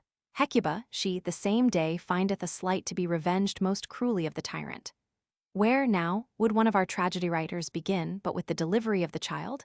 Then should he sail over into Thrace, and so spend I know not how many years, and travel numbers of places. But where doth Euripides? Even with the finding of the body, leaving the rest to be told by the spirit of Polydorus.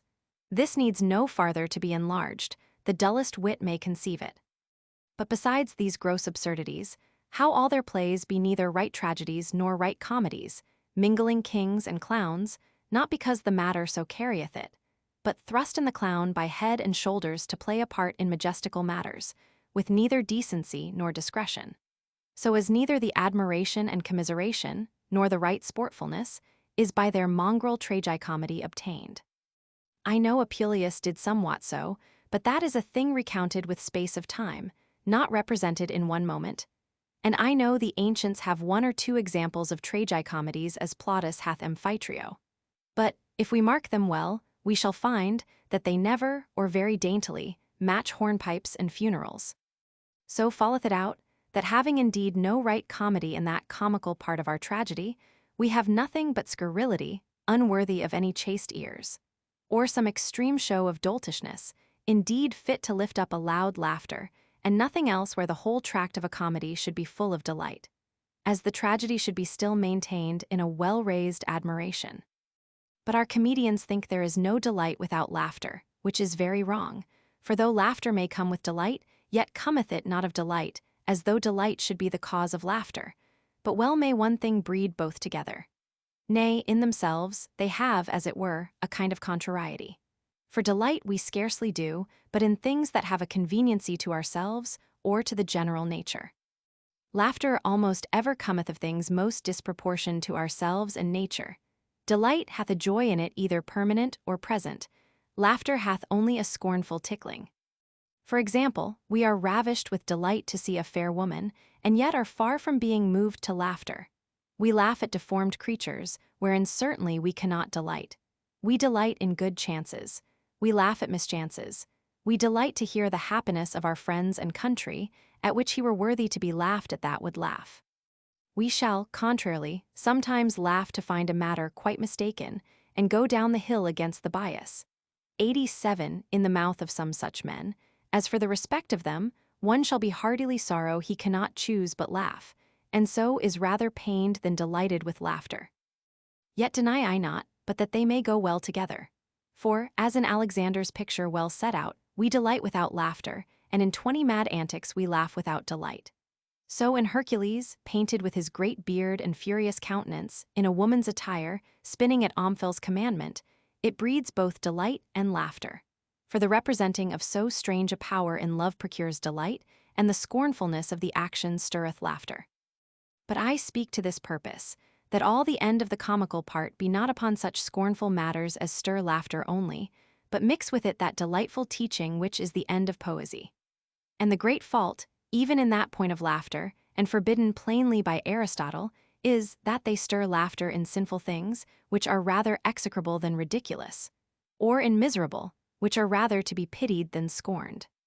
For what is it to make folks gape at a wretched beggar, and a beggarly clown, or against the law of hospitality, to jest at strangers, because they speak not English so well as we do? What do we learn, since it is certain?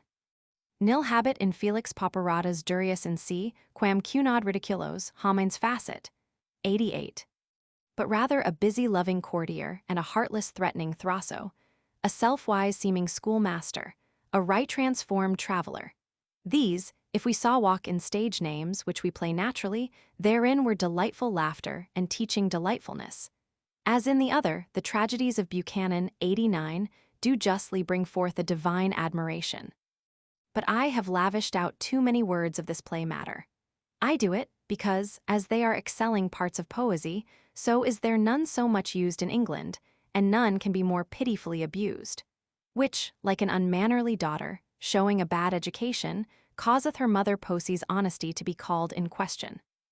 Other 90 sorts of poetry almost have we none, but that lyrical kind of songs and sonnets, which, if the Lord gave us so good minds, how well it might be employed, and with how heavenly fruits, both private and public, in singing the praises of the immortal beauty, the immortal goodness of that God, who giveth us hands to write and wits to conceive, of which we might well want words, but never matter. Of which we could turn our eyes to nothing, but we should ever have new budding occasions. But truly, many of such writings as come under the banner of unresistible love, if I were a mistress, would never persuade me they were in love.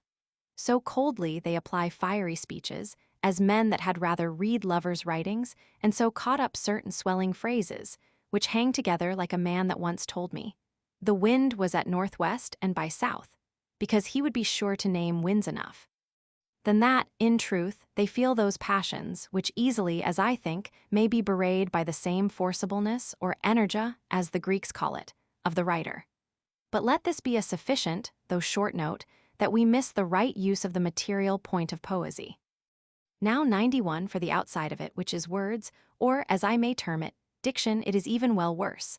So is that honey-flowing matron eloquence, apparelled or rather disguised in a courtesan-like painted affectation. One time with so far-fetched words that many seem monsters, but most seem strangers to any poor Englishman. Another time with coursing of a letter, as if they were bound to follow the method of a dictionary. Another time with figures and flowers, extremely winter-starved. But I would this fault were only peculiar to versifiers, and had not as large possession among prose printers. And, which is to be marveled among many scholars, and, which is to be pitied among some preachers.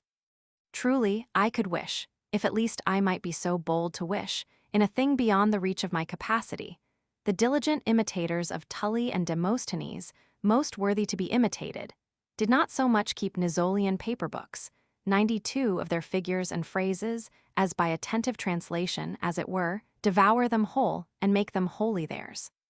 For now they cast sugar and spice upon every dish that is served at the table. Like those Indians, not content to wear ear-rings at the fit and natural place of the ears, but they will thrust jewels through their nose and lips, because they will be sure to be fine. Tully, when he was to drive out Catiline, as it were with a thunderbolt of eloquence, often useth the figure of repetition, as vivit et vincit, imo insenitum venit, imo insenitum venit, and c. 93, indeed, inflamed with a well-grounded rage, he would have his words, as it were, double out of his mouth.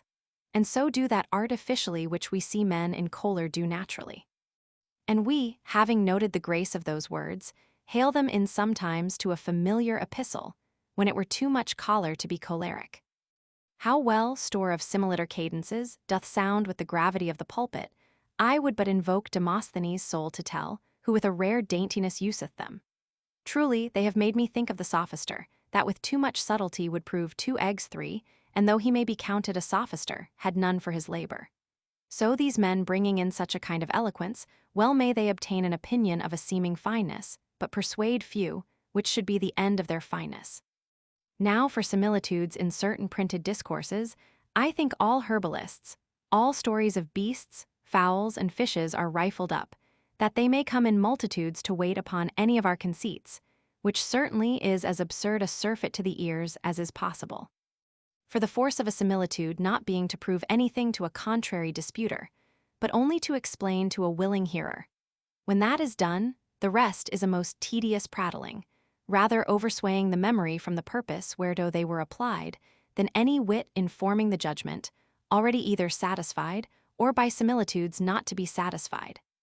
For my part, I do not doubt when Antonius and Crassus, the great forefathers of Cicero in eloquence, the one, as Cicero testifieth of them, pretended not to know art, the other not to set by it, because with a plain sensibleness they might win credit of popular ears, which credit is the nearest step to persuasion, which persuasion is the chief mark of oratory. I do not doubt, I say, but that they use these knacks very sparingly. Which who doth generally use, any man may see, doth dance to his own music, and so to be noted by the audience, more careful to speak curiously than truly. Undoubtedly, at least to my opinion undoubtedly, I have found in divers small learned courtiers a more sound style than in some professors of learning, of which I can guess no other cause, but that the courtier following that which by practice he findeth fittest to nature, therein, though he know it not, doth according to art, though not by art. Where the other, using art to show art and not hide art, as in these cases he should do, flieth from nature, and indeed abuseth art. But what? Methinks I deserve to be pounded 94 for straying from poetry to oratory. But both have such an affinity in the wordish considerations that I think this digression will make my meaning receive the fuller understanding. Which is not to take upon me to teach poets how they should do, but only finding myself sick among the rest, to allow some 1 or 2 spots of the common infection grown among the most part of writers. That, acknowledging ourselves somewhat awry, we may bend to the right use both of matter and manner, whereto our language giveth us great occasion, being, indeed, capable of any excellent exercising of it. 95. I know some will say it is a mingled language, and why not so much the better, taking the best of both the other? Another will say it wanteth grammar. Nay, truly, it hath that praise, that it wants not grammar. For grammar it might have, but needs it not, being so easy in itself, and so void of those cumbersome differences of cases, genders, moods, and tenses, which I think was a piece of the Tower of Babylon's curse, that a man should be put to school to learn his mother tongue. But for the uttering sweetly and properly, the conceit of the mind, which is the end of speech, that hath it equally with any other tongue in the world, and is particularly happy in compositions of 2 or 3 words together, near the Greek, far beyond the Latin, which is one of the greatest beauties can be in a language. Now, 96 of versifying there are 2 sorts, the one ancient, the other modern. The ancient marked the quantity of each syllable, and according to that framed his verse. The modern, observing only number, with some regard of the accent, the chief life of it standeth in that like sounding of the words, which we call rhyme. Whether of these be the more excellent would bear many speeches. The ancient, no doubt more fit for music, both words and time observing quantity, and more fit lively to express divers passions, by the low or lofty sound of the well-weighed syllable. The latter likewise with his rhyme striketh a certain music to the ear, and in fine, since it doth delight, though by another way, it obtaineth the same purpose, there being in either sweetness and wanting in neither majesty. Truly the English, before any vulgar language I know, is fit for both sorts, for the ancient the Italian is so full of vowels that it must ever be cumbered with elisions. The Dutch so of the other side, with consonants that they cannot yield the sweet sliding fit for a verse. The French in his whole language hath not one word that hath his accent in the last syllable, saving 2 called antepenultima, and little more hath the Spanish, and therefore very gracelessly may they use dactyls. The English is subject to none of these defects. Now for rhyme, though we do not observe quantity, we observe the accent very precisely, which other languages either cannot do, or will not do so absolutely. That caesura, or breathing place, in the midst of the verse, neither Italian nor Spanish have, the French and we never almost fail of. Lastly, even the very rhyme itself the Italian cannot put in the last syllable, by the French named the masculine rhyme, but still in the next to the last, which the French call the female, or the next before that, which the Italian calls estrucciola. The example of the former is buono, suono, of the estrucciola is femina, semina. The French of the other side hath both the male as bon, son, and the female as plays, tes, but the estrucciola he hath not, where the English hath all 3, as do, true, father, rather, motion, potion, with much more which might be said, but that already I find the trifling of this discourse is much too much enlarged. So, 97, that since the ever praiseworthy poesy is full of virtue, breeding delightfulness, and void of no gift that ought to be in the noble name of learning, since the blames laid against it are either false or feeble, since the cause why it is not esteemed in England is the fault of poetapes, not poets, since, lastly, our tongue is most fit to honor poesy, and to be honored by poesy.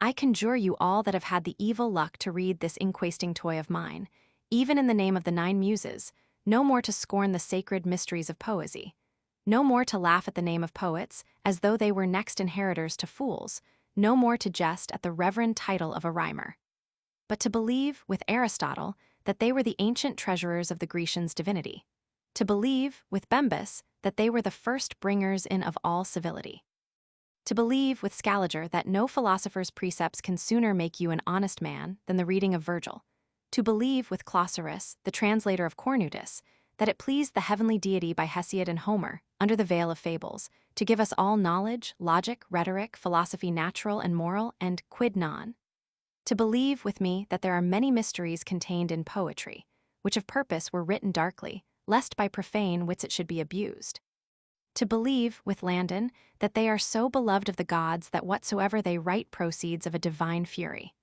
Lastly, to believe themselves when they tell you they will make you immortal by their verses. Thus doing, your names shall flourish in the printers' shops.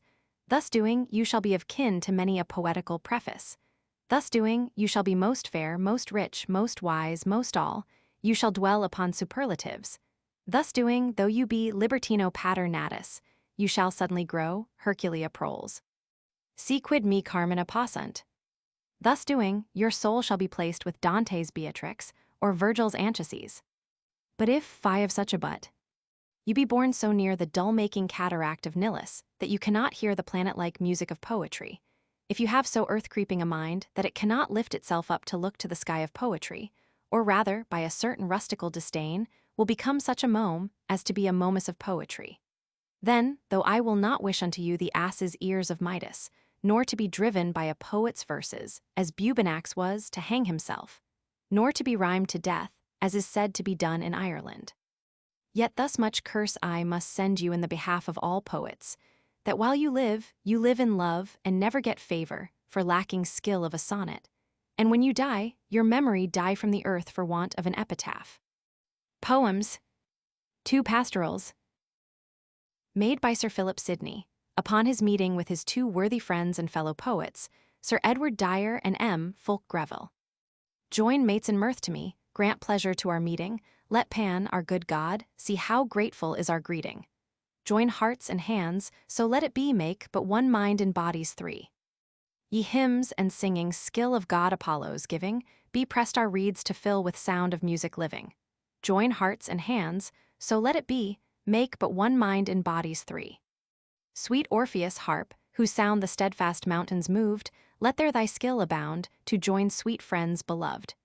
Join hearts and hands, so let it be, make but one mind in bodies 3. My 2 and I be met, a happy blessed trinity, as 3 more jointly set in firmest band of unity. Join hearts and hands, so let it be make but one mind in bodies 3. Welcome my 2 to me, the number best beloved, within my heart you be in friendship unremoved. Join hearts and hands, so let it be make but one mind in bodies 3. Give leave your flocks to range, let us the while be playing within the elmy grange, your flocks will not be straying. Join hearts and hands, so let it be make but one mind in bodies 3. Cause all the mirth you can, since I am now come hither, who never joy but when I am with you together. Join hearts and hands, so let it be make but one mind in bodies 3. Like lovers do their love, so joy I in you seeing. Let nothing me remove from always with you being. Join hearts and hands, so let it be make but one mind in bodies 3. And as the turtle dove to mate with whom he liveth, such comfort fervent love of you to my heart giveth. Join hearts and hands, so let it be make but one mind in bodies 3.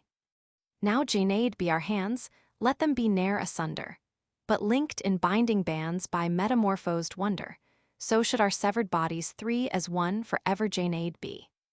Dispraise of a courtly life. Walking in bright Phoebus' blaze, where with heat oppressed I was, I got to a shady wood, where green leaves did newly bud, and of grass was plenty dwelling, decked with pied flowers sweetly smelling. In this wood a man I met, on lamenting wholly set, ruing change of wonted state, whence he was transformade late, once to shepherds God retaining, now in servile court remaining. There he wandering malcontent, up and down perplexed went, daring not to tell to me, spake unto a senseless tree, one among the rest electing these same words or this affecting. My old mates I grieve to see void of me in field to be, where we once our lovely sheep lovingly like friends did keep, oft each other's friendship proving, never striving, but in loving. But may love abiding be in poor shepherd's base degree? It belongs to such alone to whom art of love is known. Seely, shepherds are not witting what in art of love is fitting. Nay, what need the art to those to whom we our love disclose? It is to be used then, when we do but flatter men, friendship true, in heart assured, is by nature's gifts procured. Therefore shepherds, wanting skill, can love's duties best fulfill, since they know not how to feign, nor with love to cloak disdain, like the wiser sort, whose learning hides their inward will of harming. Well was I, while under shade oaten reeds me music made, striving with my mates in song, mixing mirth our songs among. Greater was the shepherd's treasure than this false, fine, courtly pleasure. Where how many creatures be, so many puffed in mind I see, like to Juno's birds of pride, scarce each other can abide. Friends like to black swans appearing, sooner these than those in hearing. Therefore, Pan, if thou mayst be made to listen unto me, grant, I say, if seely man may make treaty to God, Pan, that I, without thy denying, may be still to thee relying. Only for my two loves' sake, in whose love I pleasure take, only two do me delight with their ever-pleasing sight, of all men to thee retaining, grant me with those two remaining. So shall I to thee always with my reeds sound mighty praise, and first lamb that shall befall, yearly deck thine altar shall, if it please thee to be reflected, and I from thee not rejected. So I left him in that place, taking pity on his case, learning this among the rest, that the mean estate is best, better filleted with contenting, void of wishing and repenting. Dirge. Ring out your bells, let morning shows be spread, for love is dead. All love is dead, infected with plague of deep disdain, worth as not worth rejected, and faith fair scorn doth gain, from so ungrateful fancy, from such a female frenzy, from them that use men thus, good Lord, deliver us. Weep, neighbors, weep, do you not hear it said that love is dead? His deathbed, peacock's folly, his winding sheet is shame, his will, false seeming holy, his sole executor, blame, from so ungrateful fancy, from such a female frenzy, from them that use men thus, good Lord, deliver us. Let dirge be sung, and trentals rightly read, for love is dead. Sir Wrong his tomb ordineth my mistress, marble heart which epitaph containeth, her eyes were once his dart. From so ungrateful fancy, from such a female frenzy, from them that use men thus, good Lord, deliver us. Alas, I lie, rage hath this error bred, love is not dead. Love is not dead, but sleepeth in her unmatched mind, where she his counsel keepeth till due deserts she find, therefore from so vile fancy, to call such wit a frenzy, who love can temper thus, good Lord, deliver us. Stanzas to love. Ah, poor love, why dost thou live, thus to see thy service lost? If she will no comfort give, make an end, yield up the ghost. That she may, at length, approve that she hardly long believed, that the heart will die for love that is not in time relieved. Oh, that ever I was born service so to be refused, faithful love to be forborne, never love was so abused. But sweet love, be still a while she that hurt thee, love may heal thee, sweet. I see within her smile more than reason can reveal thee. For though she be rich and fair, yet she is both wise and kind, and therefore, do thou not despair, but thy faith may fancy find. Yet although she be a queen that may such a snake despise, yet, with silence all unseen run, and hide thee in her eyes. Where if she will let thee die, yet at latest gasp of breath, say that in a lady's eye love both took his life and death. A remedy for love. Philoclea and Pamela sweet, by chance, in one great house did meet, and meeting did so join in heart, that one from other could not part, and who indeed, not made of stones, would separate such lovely ones, the one is beautiful and fair as orient pearls and rubies are, and sweet as after gentle showers. The breath is of some 1,000 flowers. For due proportion, such an air circles the other, and so fair that it her brownness beautifies, and doth enchant the wisest eyes. Have you not seen, on some great day, 2 goodly horses, white and bay, which were so beauteous in their pride, you knew not which to choose or ride? Such are these two. You scarce can tell which is the daintier bonny belle, and they are such as, by my troth, I had been sick with love of both, and might have sadly said, good knight discretion and good fortune quite. But that young Cupid, my old master, presented me a sovereign plaster. Mopsa. Evan Mopsa. Precious pet, whose lips of marble, teeth of jet, are spells and charms of strong defense to conjure down concupiscence. How oft have I been reft of sense by gazing on their excellence, but meeting Mopsa in my way and looking on her face of clay, been healed and cured and made as sound as though I ne'er had had a wound, and when in tables of my heart love wrought such things as bred my smart, Mopsa would come with face of clout and in an instant wipe them out. And when their faces made me sick, Mopsa would come with face of brick, a little heated in the fire, and break the neck of my desire. Now from their face I turn mine eyes, but cruel panthers. They surprise me with their breath, that incense sweet, which only for the gods is meet, and jointly from them doth respire, like both the Indies set on fire. Which so o'ercomes man's ravished sense, that souls, to follow it, fly hence. No such like smell you if you range to Th. Stocks, or Cornhill Square Exchange. There stood I still as any stock till Mopsa, with her puddled dock, her compound or electuary, made of old ling and young canary, bloat herring, cheese, and voided physic, being somewhat troubled with a tisic, did cough and fetch a sigh so deep, as did her very bottom sweep, whereby to all she did impart, how love lay rankling at her heart, which, when I smelt, desire was slain, and they breathed forth perfumes in vain. Their angel voice surprised me now, but Mopsa, her to-wit, to-woo descending through her oboe nose, did that distemper soon compose. And therefore, O thou precious owl, the wise Minerva's only fowl, what at thy shrine shall I devise to offer up a sacrifice, hang Aesculapius and Apollo and Ovid with his precious shallow. Mopsa is love's best medicine, true water to a lover's wine, nay, she's the yellow antidote, both bred and born to cut love's throat. Be but my second and stand by, Mopsa, and I'll them both defy, and all else of those gallant races, who wear infection in their faces for thy face, that Medusa's shield will bring me safe out of the field. Verses. To the tune of the Spanish song, Si tu, Senora, no duckles de me. O fair, O sweet, when I do look on thee, in whom all joys so well agree, heart and soul do sing in me. This you hear is not my tongue, which once said what I conceived, for it was of use bereaved, with a cruel answer stung. No, though tongue to roof be cleaved, fearing lest he chastised be, heart and soul do sing in me. O fair, O sweet, when I do look on thee, in whom all joys so well agree, just accord all music makes, in the just accord excelleth, where each part in such peace dwelleth, one of other beauty takes. Since then truth to all minds telleth, that in the lives harmony, heart and soul do sing in me. O fair, O sweet, when I do look on thee, in whom all joys so well agree, they that heaven have known do say, that whoso that grace obtaineth, to see what fair sight there reigneth, foresaid are to sing alway. So then since that heaven remaineth in thy face, I plainly see, heart and soul do sing in me. O fair, O sweet, when I do look on thee, in whom all joys so well agree, sweet, think not I am at ease, for because my chief part singeth, this song from death sorrow springeth, as to swan and last disease, for no dumbness nor death bringeth stay to true love's melody, heart and soul do sing in me. Translation. From Horace, Book Roman 2, Odax beginning Rectius Vives, Licini and C. You better sure shall live, not evermore trying high seas, nor, while seas rage you flee, pressing too much upon ill-harbored shore. The golden mean who loves, lives safely free from filth of foreworn house, and quiet lives released from court, where envy needs must be.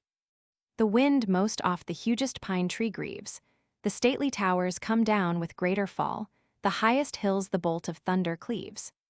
Evil haps do fill with hope, good haps appall with fear of change, the courage well prepared, foul winters, as they come, away they shall. Though present times and past with evils be snared, they shall not last. With cithern's silent muse, Apollo wakes, and bow hath sometimes spared.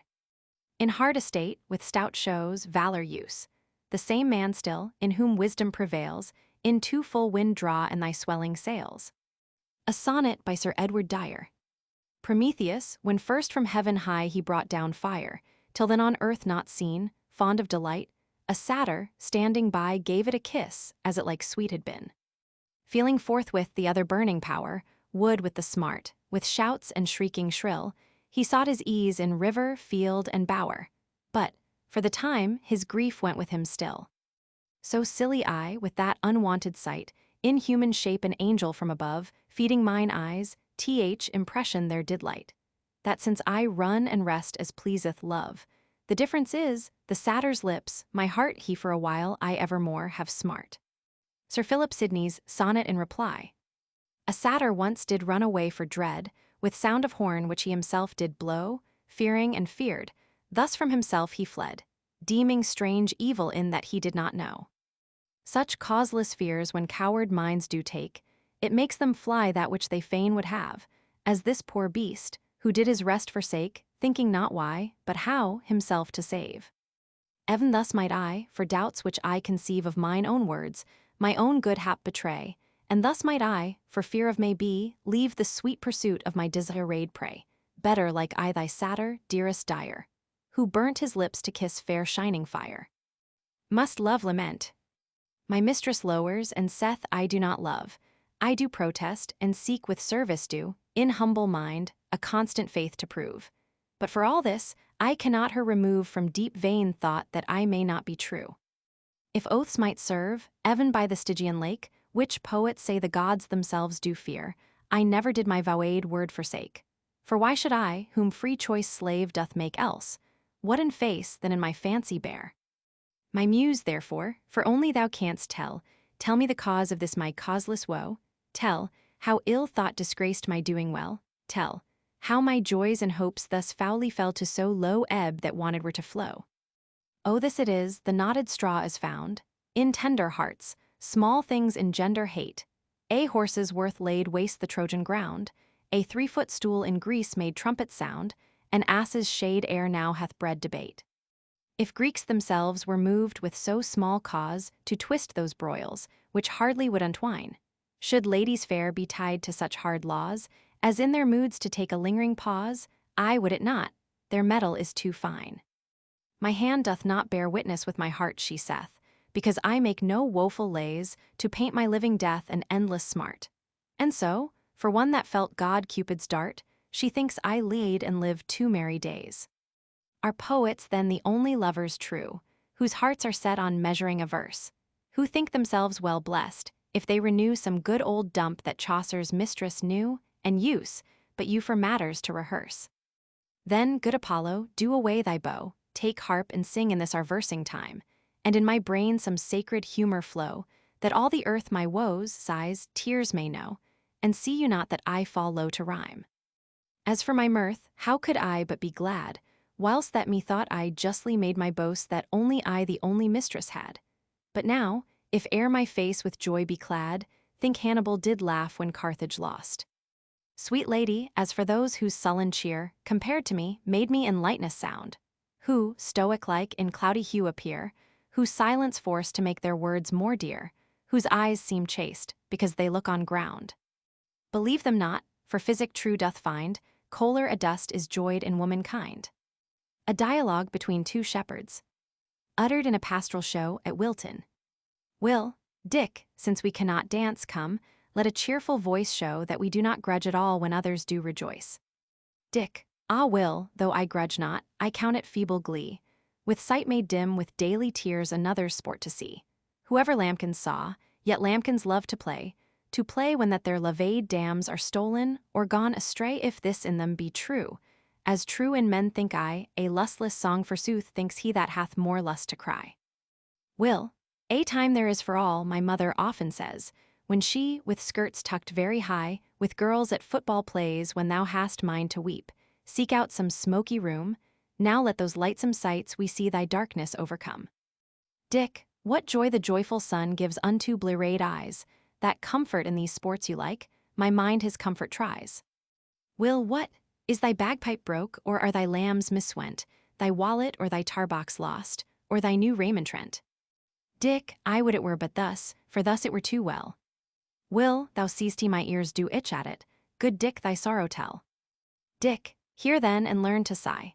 A mistress I do serve, whose wages make me beg the more, who feeds me till I starve, whose livery is such, as most I freeze apparelled most, and look so near unto my cure, that I must needs be lost. Will, what? These are riddles sure. Art thou then bound to her? Dick, bound as I neither power have, nor would have power to stir. Will, who bound thee? Dick, love my lord. Will, what witness is thereto?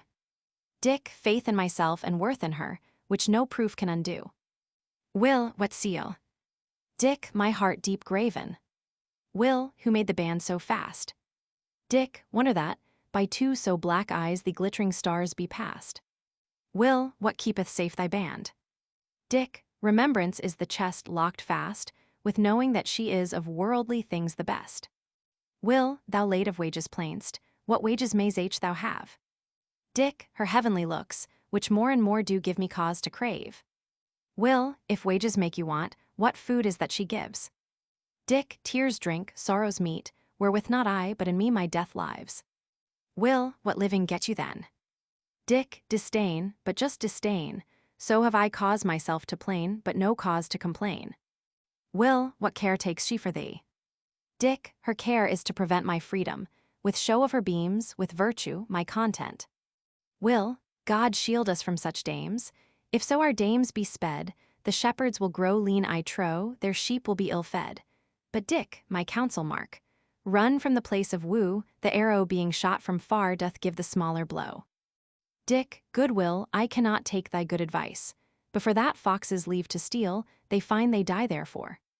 Will, then Dick, let us go hence lest we great folks annoy, for nothing can more tedious be than plaint in time of joy.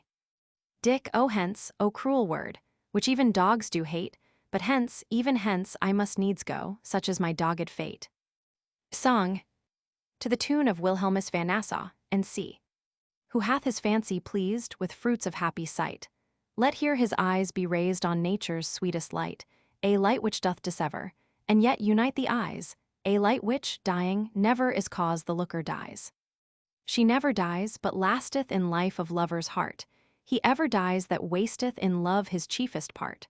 Thus is her life still guarded, in never-dying faith, thus is his death rewarded, since she lives in his death. Look then and die, the pleasure doth answer well the pain, small loss of mortal treasure. Who may immortal gain? Immortal be her graces, immortal is her mind, they, fit for heavenly places, this heaven in it doth bind.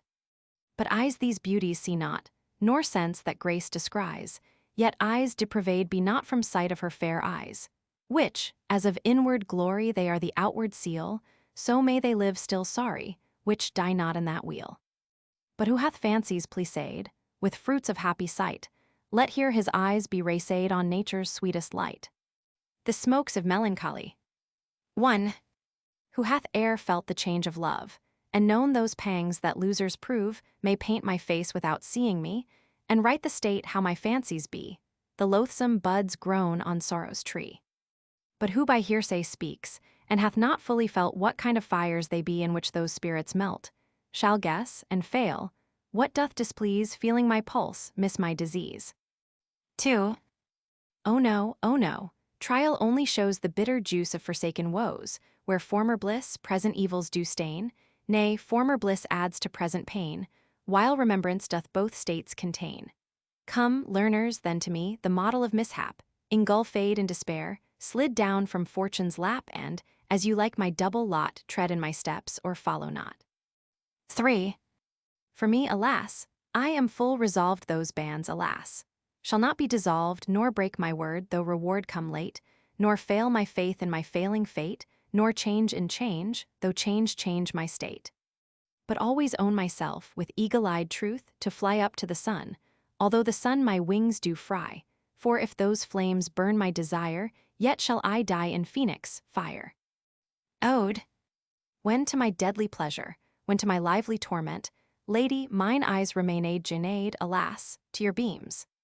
With violence of heavenly beauty, tied to virtue, reason abashed raid, gladly my senses yielded. Gladly my senses yielding, thus to betray my heart's fort, left me devoid of all life. They to the beamy suns went, where, by the death of all deaths, find to what harm they hastened. Like to the silly Sylvan, burned by the light he best liked, when with a fire he first met. Yet a life to their death, lady you have reserved, lady the life of all love. For though my sense be from me, and I be dead who want sense, yet do we both live in you.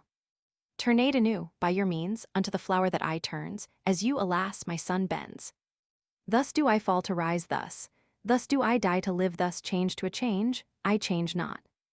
Thus may I not be from you, thus be my senses on you, thus what I think is of you, thus what I seek is in you, all what I am, it is you. Verses.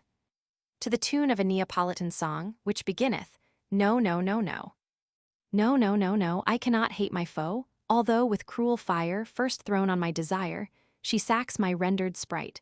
For so fair a flame embraces all the places where that heat of all heats springeth, that it bringeth to my dying heart some pleasure, since his treasure burneth bright in fairest light.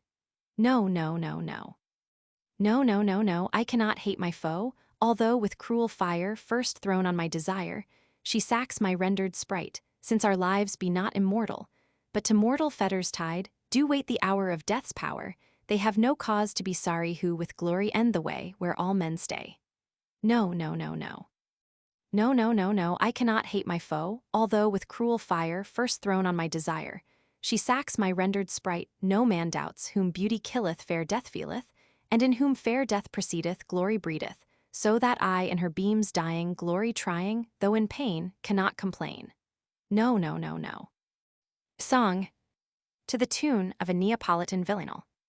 All my sense thy sweetness gained, thy fair hair my heart enchained, my poor reason thy words moved, so that thee like heaven I loved. Fa la la laridin dan dan dan deridin dan dan dan deridin deridin day, while to my mind the outside stood, for messenger of inward good. Nor thy sweetness sour is deemed, thy hair not worth a hair esteemed, reason hath thy words removed, finding that but words they proved. Fa la la laridin dan dan dan deridin dan dan dan deridin deridin day, for no fair sign can credit win if that the substance fail within. No more in thy sweetness glory, for thy knitting hair be sorry, use thy words but to bewail thee that no more thy beams avail thee, dan, dan, dan, dan, lay not thy colours more to view, without the picture be found true. Woe to me, alas, she weepeth, fool, in me what folly creepeth, was I to blaspheme enraged, where my soul I have engaged, dan, dan, dan, dan, and wretched I must yield to this, the fault I blame her chasteness is. Sweetness, sweetly pardon folly, tie me hair your captive holy words. O words of heavenly knowledge, no, my words their faults acknowledge, dan, dan, dan, dan, and all my life I will confess, the less I love, I live the less. Translation. From La Diana de Montemayor, in Spanish. Where Cyrano, a shepherd, whose mistress Diana had utterly forsaken him, pulling out a little of her hair, wrapped about with green silk, to the hair he thus bewailed himself. What changes here, O hair, I see, since I saw you, how ill fits you this green to wear for hope, the colour do. Indeed, I well did hope, though hope were mixed with fear, no other shepherd should have scope once to approach this hair. Ah hair, how many days my Diane made me show with thousand pretty childish plays, if I wear you or no, alas, how oft with tears, O tears of gulful breast. She see made full of jealous fears, whereat I did but jest. Tell me, O hair of gold, if I then faulty be, that trust those killing eyes I would, since they did warrant me? Have you not seen her mood, what streams of tears she spent, till that I swear my faith so stood, as her words had it bent? Who hath such beauty seen in one that changeth so, or where one's love so constant been, who ever saw such woe? Ah, hair! Are you not grieved to come from whence you be, seeing how once you saw I lived to see me as you see? On sandy bank of late, I saw this woman sit, where, sooner die than change my state, she with her finger writ. Thus my belief was stayed, behold love's mighty hand on things were by a woman said, and written in the sand. The same Cyrano in Montemayor, holding his mistress's glass before her, and looking upon her while she viewed herself, thus sang.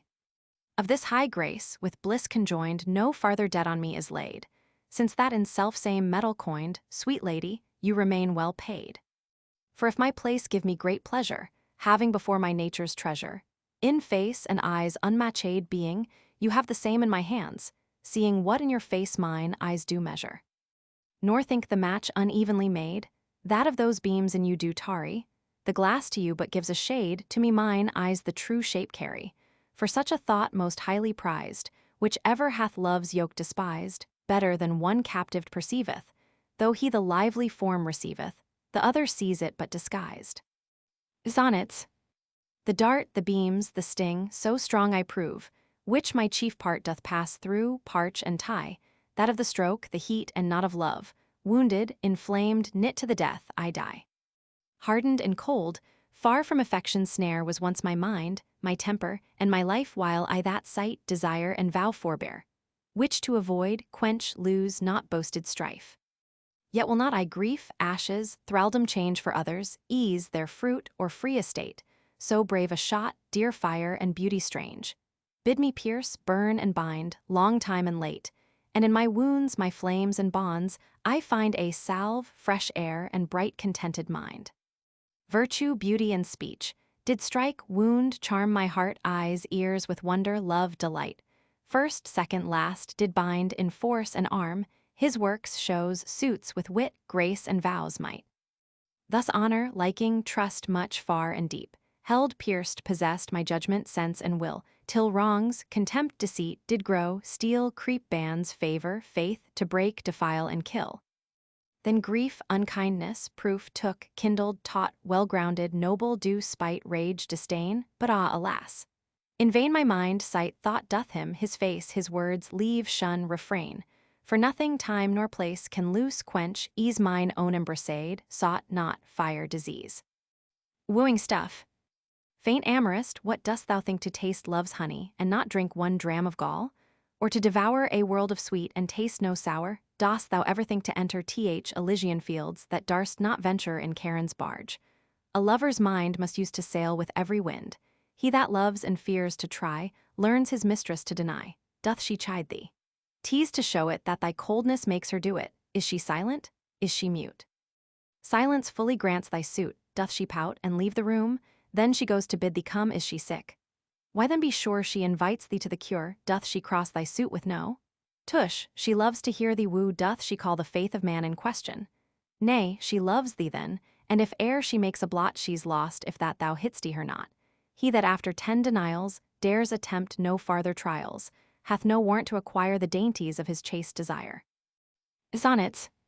Since shunning pain, I ease can never find, since bashful dread seeks where he knows me harmed, since will is won, and stupid ears are charmed, since force doth faint, and sight doth make me blind, since loosing long, the faster still I bind, since naked sense can conquer reason armed, since heart in chilling fear with ice is warmed. In fine, since strife of thought but mars the mind, I yield, O love, unto thy loathed yoke, yet craving law of arms, whose rule doth teach that, hardly used, whoever prison broke, injustice quit, of honor made no breach. Whereas, if I a grateful guardian have, thou art my lord, and I thy vowed slave. When love puffed up with rage of high disdain, resolved to make me pattern of his might, like foe, whose wits incline to deadly spite, would often kill, to breed more feeling pain. He would not, armed with beauty, only reign on those affects which easily yield to sight.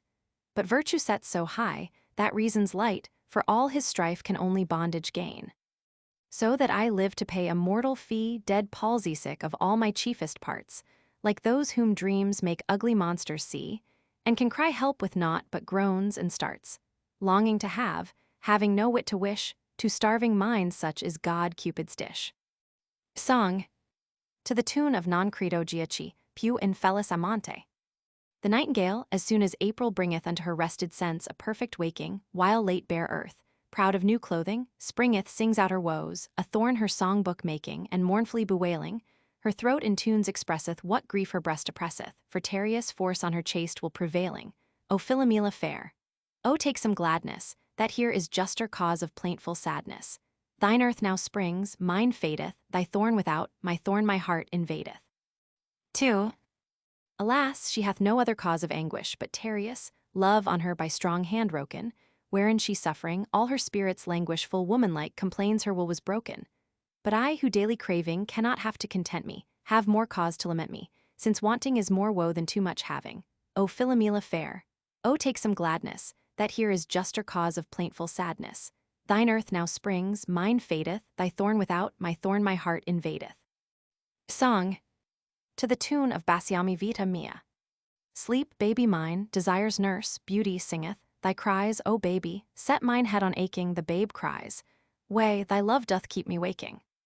Lully, lully, my babe, hope cradle bringeth unto my children alway good rest taking, the babe cries, Way, thy love doth keep me waking. Since, baby mine, from me thy watching springeth, sleep then a little pap content is making, the babe cries, Nay, for that abide I waking. 1.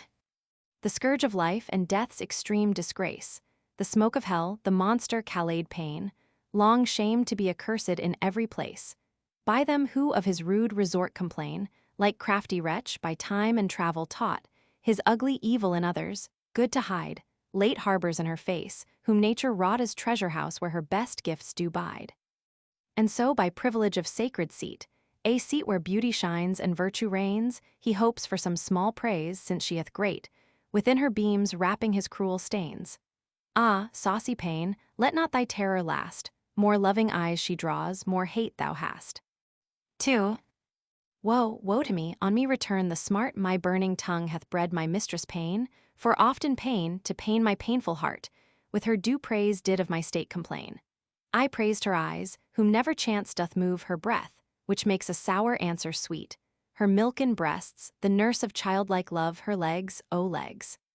Her eye well-stepping feet, pain heard her praise, and full of inward fire, first sealing up my heart as prey of his, he flies to her, and, boldened with desire, her face, this age's praise, the thief doth kiss. O pain! I now recant the praise I gave, and swear she is not worthy thee to have. 3. Thou pain, the only guest of loathed constraint, the child of curse, man's weakness foster child, brother to woe, and father of complaint. Thou pain, thou hated pain, from heaven exiled, how hold'st thou her whose eyes constraint doth fear, whom cursed do bless? Whose weakness virtue's arm, who others, woes and plaints can chastely bear, in whose sweet heaven angels of high thoughts swarm? What courage strange hath caught thy caitiff heart, fear'st not a face that oft whole hearts devours? Or art thou from above bid play this part, and so no help gainst envy of those powers? If thus, alas, yet while those parts have woe, so stay her tongue, that she no more say, Oh. 4. And have I heard her say, O cruel pain? And doth she know what mold her beauty bears, mourns she in truth, and thinks that others feign, fears she to feel and feels not others? Fears, or doth she think all pain the mind forbears, that heavy earth not fiery spirits may plain, that eyes weep worse than heart in bloody tears, that sense feels more than what doth sense contain? No, no, she is too wise, she knows her face hath not such pain as it makes others have. She knows the sickness of that perfect place hath yet such health, as it my life can save. But this, she thinks, our pain high cause excuseth, where her, who should rule pain, false pain abuseth.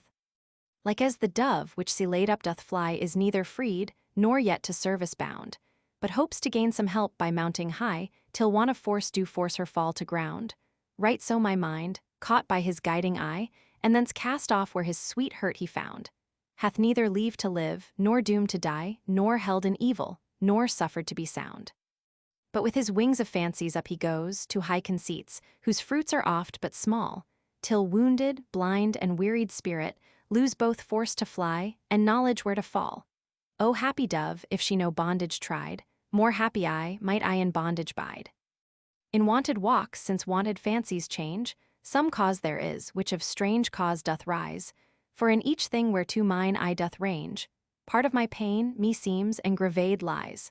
The rocks, which were of constant mind the mark, in climbing steep, now hard refusal show, the shading woods seem now my sun to dark, and stately hills disdain to look so low.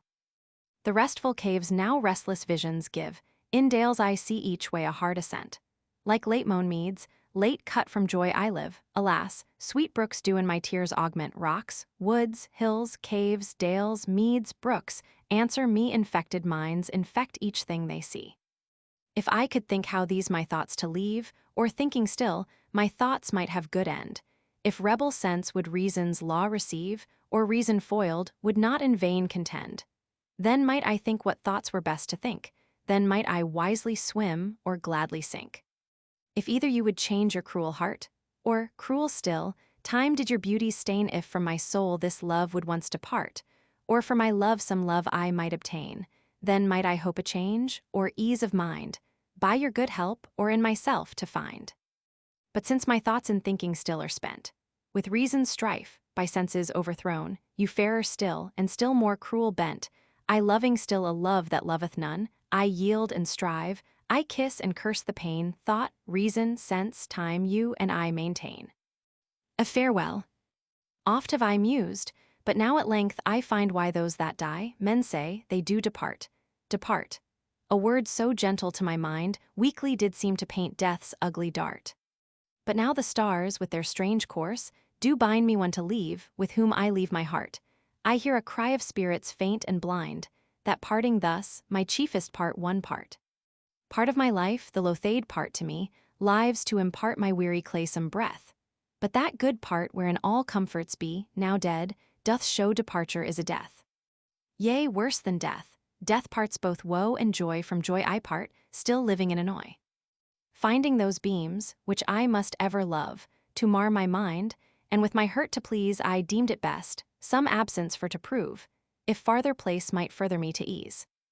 My eyes thence drawn, where levade all their light, blinded forthwith in dark despair did lie, like to the mole, with want of guiding sight, deep plunged in earth depraved of the sky.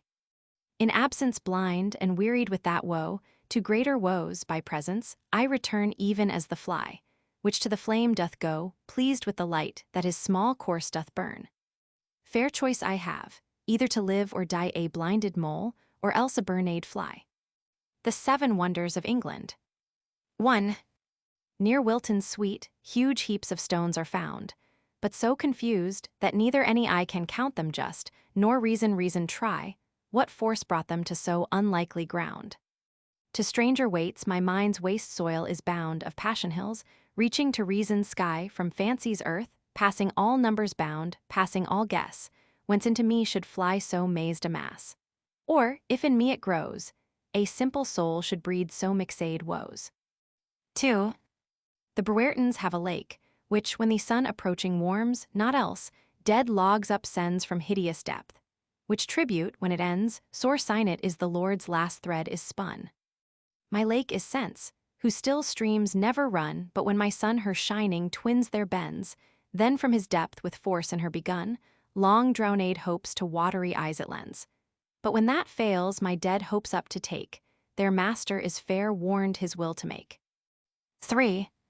We have a fish by strangers much admired, which caught, to cruel search yields his chief part, with gall cut out, closed up again by art, yet lives until his life be new required. A stranger fish myself, not yet expired though, wrapped with beauty's hook, I did impart myself unto anatomy desired, instead of gall, leaving to her my heart, yet live with thoughts closed up, till that she will, by conquest, right instead of searching, kill. 4. Peak hath a cave, whose narrow entries find large rooms within where drops distill amain, till knit with cold, though their unknown remain, deck that poor place with alabaster lined. Mine eyes the strait, the roomy cave, my mind, whose cloudy thoughts let fall an inward rain of sorrow's drops, till colder reason bind their running fall into a constant vein of truth, far more than alabaster pure, which, though despised, yet still doth truth endure. 5. A field there is, where, if a stake pressed deep in the earth, what hath in earth receipt, is changed to stone in hardness, cold, and weight, the wood above doth soon consuming rest. The earth her ears, the stake is my request, of which how much may pierce to that sweet seat, to honor turned, doth dwell in honor's nest, keeping that form, though void of wanted heat, but all the rest, which fear durst not apply, failing themselves, with withered conscience die. 6. Of ships by shipwreck cast on Albion's coast, which, rotting on the rocks, their death to die, from wooden bones and blood of pitch doth fly a bird, which gets more life than ship had lost. My ship desire, with wind of lust long tossed, break on fair cliffs of constant chastity, where plagued for rash attempt, gives up his ghost. So deep in seas of virtue, beauties lie, but of this death flies up the purest love, which seeming less, yet nobler life doth move. 7. These wonders England breeds, the last remains a lady, in despite of nature, chaste, on whom all love, in whom no love is placed, where fairness yields to wisdom's shortest reins. A humble pride, a scorn that favor stains, a woman's mold, but like an angel graced, an angel's mind, but in a woman cased, a heaven on earth, or earth that heaven contains, Now thus this wonder to myself I frame, she is the cause that all the rest I am. Thou blind man's mark, thou fool's self-chosen snare, fond fancy's scum, and dregs of scattered thought, band of all evils, cradle of causeless care, thou web of will, whose end is never wrought. Desire, desire, I have too dearly bought, with price of mangled mind, thy worthless ware, too long, asleep thou hast me brought who shouldst my mind to higher things prepare. But yet in vain thou hast my ruin sought, in vain thou madst me to vain things aspire, in vain thou kindlest all thy smoky fire. For virtue hath this better lesson taught, within myself to seek my only higher, desiring naught but how to kill desire. From earth to heaven, leave me, O love, which reachest but to dust, and thou, my mind, aspire to higher things, grow rich in that which never taketh rust, whatever fades but fading pleasure brings. Draw in thy beams, and humble all thy might to that sweet yoke where lasting freedoms be, which breaks the clouds, and opens forth the light that doth both shine and give us sight to see. O take fast hold. Let that light be thy guide, in this small course which birth draws out to death, and think how evil becometh him to slide, who seeketh heaven and comes from heavenly breath. Then farewell, world, thy uttermost I see, eternal love, maintain thy life in me. Splendides, longum valetico nugis. Footnotes. 1. Edward Wotton, elder brother of Sir Henry Wott. He was knighted by Elizabeth in 1592 and made controller of her household. Observe the playfulness in Sidney's opening and close of a treatise written throughout in plain, manly English without euphuism and strictly reasoned. 2. Here the introduction ends, and the argument begins with its section 1, Poetry the First Light Giver. 3. A fable from the Hedomithium of Laurentius Abstemius, professor of Bell's Letters at Urbino, and librarian to Duke Guido Ubaldo under the pontificate of Alexander Roman VI.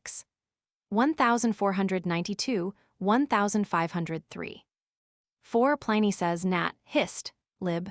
Zy Cap. 62 that the young vipers, impatient to be born, break through the side of their mother and so kill her. 5. Section 2. Borrowed from by philosophers. 6. Timaeus, the Pythagorean philosopher of Locri, and the Athenian Critias are represented by Plato as having listened to the discourse of Socrates on a republic. Socrates calls on them to show such a state in action. Critias will tell of the rescue of Europe by the ancient citizens of Attica, 10,000 years before, from an inroad of countless invaders who came from the vast island of Atlantis in the Western Ocean. A struggle of which record was preserved in the temple of Nath or Athenae at Sais, in Egypt, and handed down, through Solon, by family tradition to Critias. But first Timaeus agrees to expound the structure of the universe.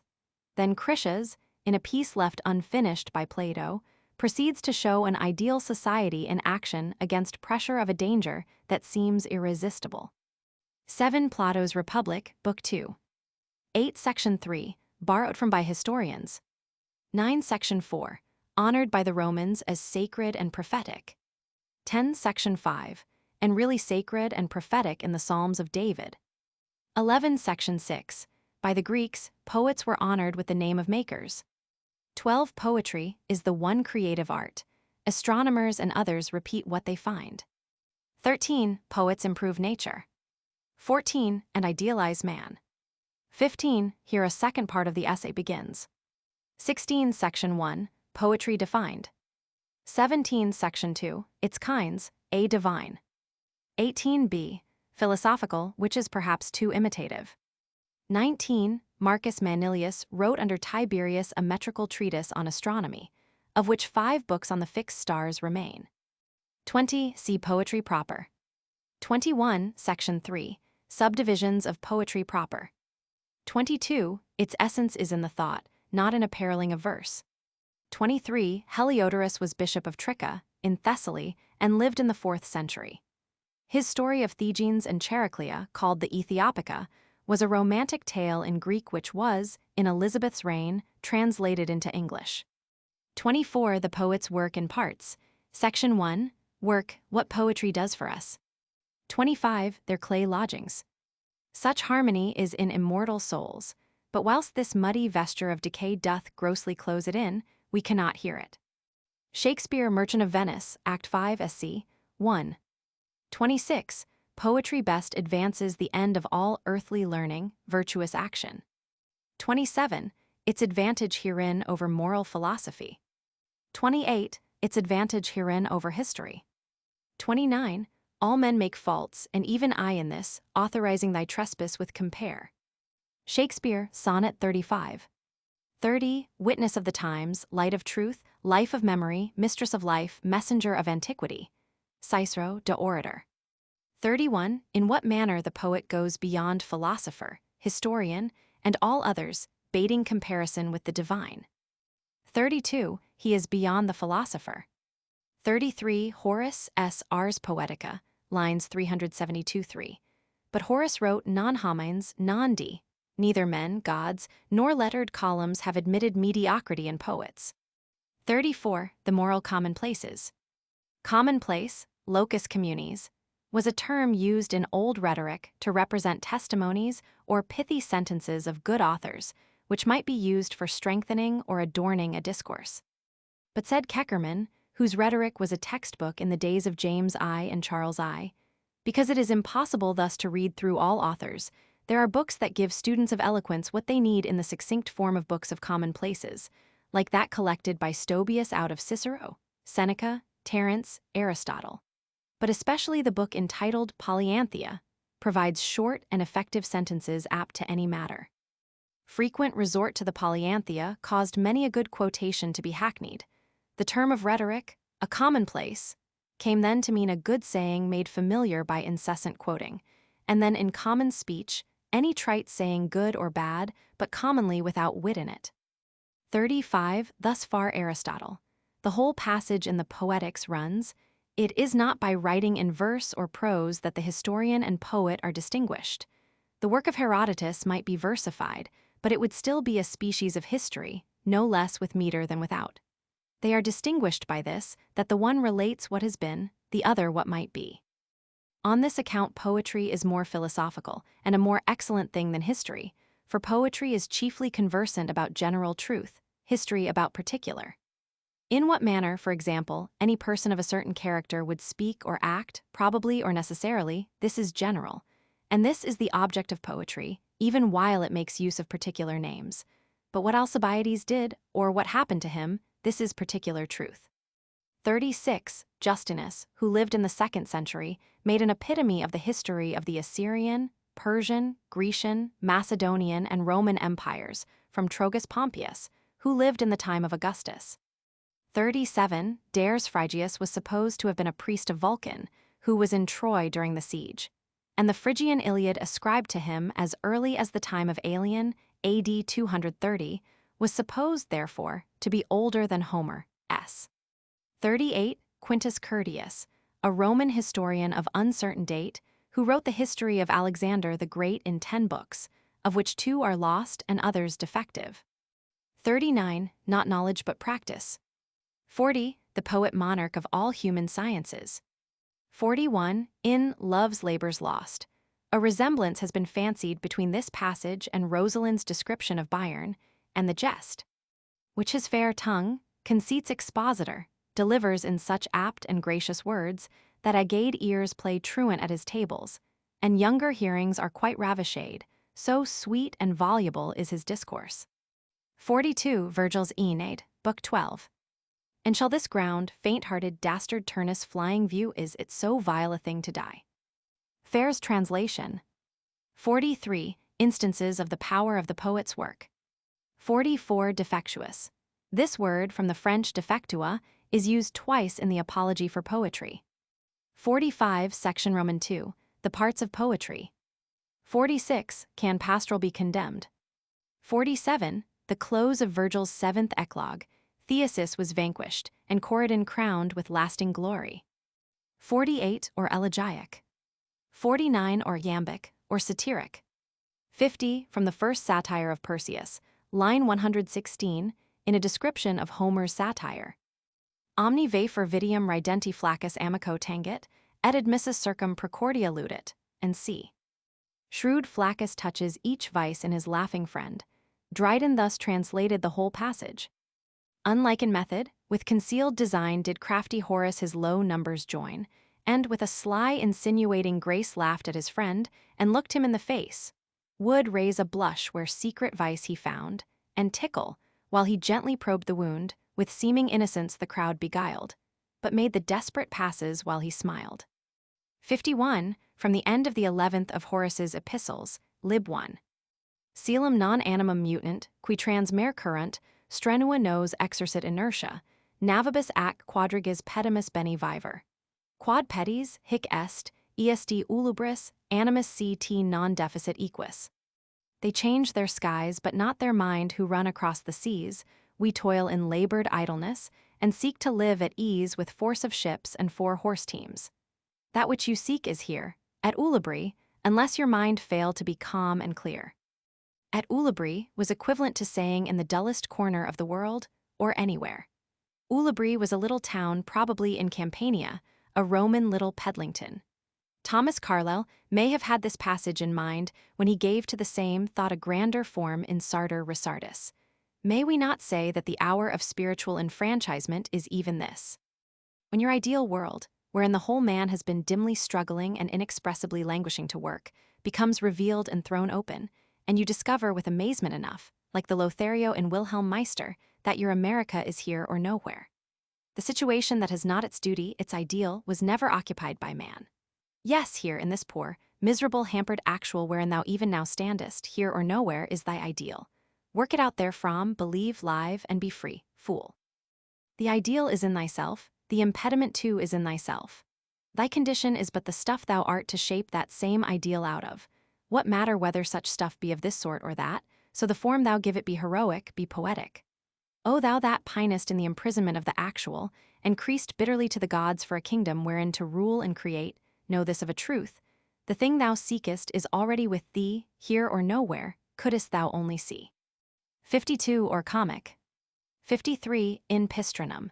In the pounding mill, usually worked by horses or asses. 54 or tragic. 55 the old song of Percy and Douglas, Chevy Chase in its first form. 56 or the heroic. 57 Epistles I Roman 2. 4 better than Chrysippus and Crantor. They were both philosophers, Chrysippus a subtle Stoic, Crantor the first commentator upon Plato. 58 summary of the argument thus far. 59 objections stated and met. 60 Cornelius Agrippa's book, De Incertitudine et Vanitate Scientiarum et Artium, was first published in 1532. Erasmus's Moriae Encomium was written in a week in 1510 and went in a few months through 7 editions. 61 the objection to rhyme and meter. 62 the first of these sentences is from Horace, Epistle I Roman 18. 69 fly from the inquisitive man, for he is a babbler. The second, while each pleases himself we are a credulous crowd, seems to be varied from Ovid, Fasti, Roman 4, 311. Consia mens recti fami mendacia, risit sed nos invidium credula turba sumus. A mind conscious of right laughs at the falsehoods of fame, but towards vice we are a credulous crowd. 63 the chief objections. 64 that time might be better spent. 65 beg the question. 66 that poetry is the mother of lies. 67 that poetry is the nurse of abuse, infecting us with wanton and pestilent desires. 68 rampart, the old French form of rimpart, was rimpar, from rimparer, to fortify. 69 I give him free leave to be foolish. A variation from the line sat, I 63, quid facies illi, jubias miserum esse libenter. 70 that Plato banished poets from his ideal republic.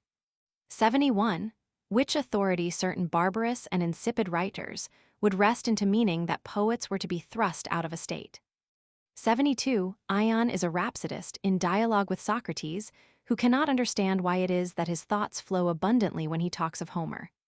I can explain, says Socrates, your talent in expounding Homer is not an art acquired by system and method, otherwise it would have been applicable to other poets besides. It is a special gift, imparted to you by divine power and inspiration. The like is true of the poet you expound. His genius does not spring from art, system, or method. It is a special gift emanating from the inspiration of the muses. A poet is light, airy, holy person who cannot compose verses at all so long as his reason remains within him. The muses take away his reason, substituting in place of it their own divine inspiration and special impulse.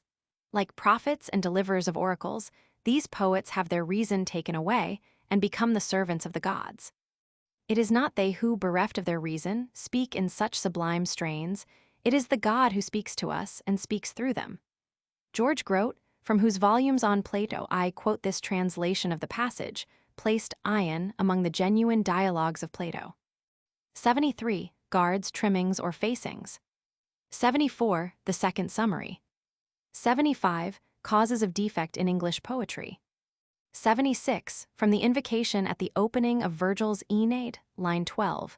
Muse, bring to my mind the causes of these things, what divinity was injured, that one famous for piety should suffer thus. 77. The Chancellor, Michel de El Hospital, born in 1505, who joined to his great political services, which included the keeping of the Inquisition out of France and long labor to repress civil war, great skill in verse. He died in 1573.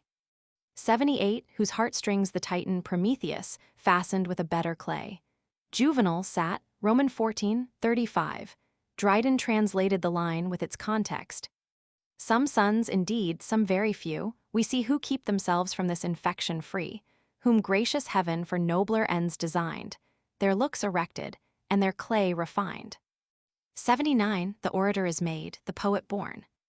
80. What you will, the first that comes. 81. Whatever I shall try to write will be verse.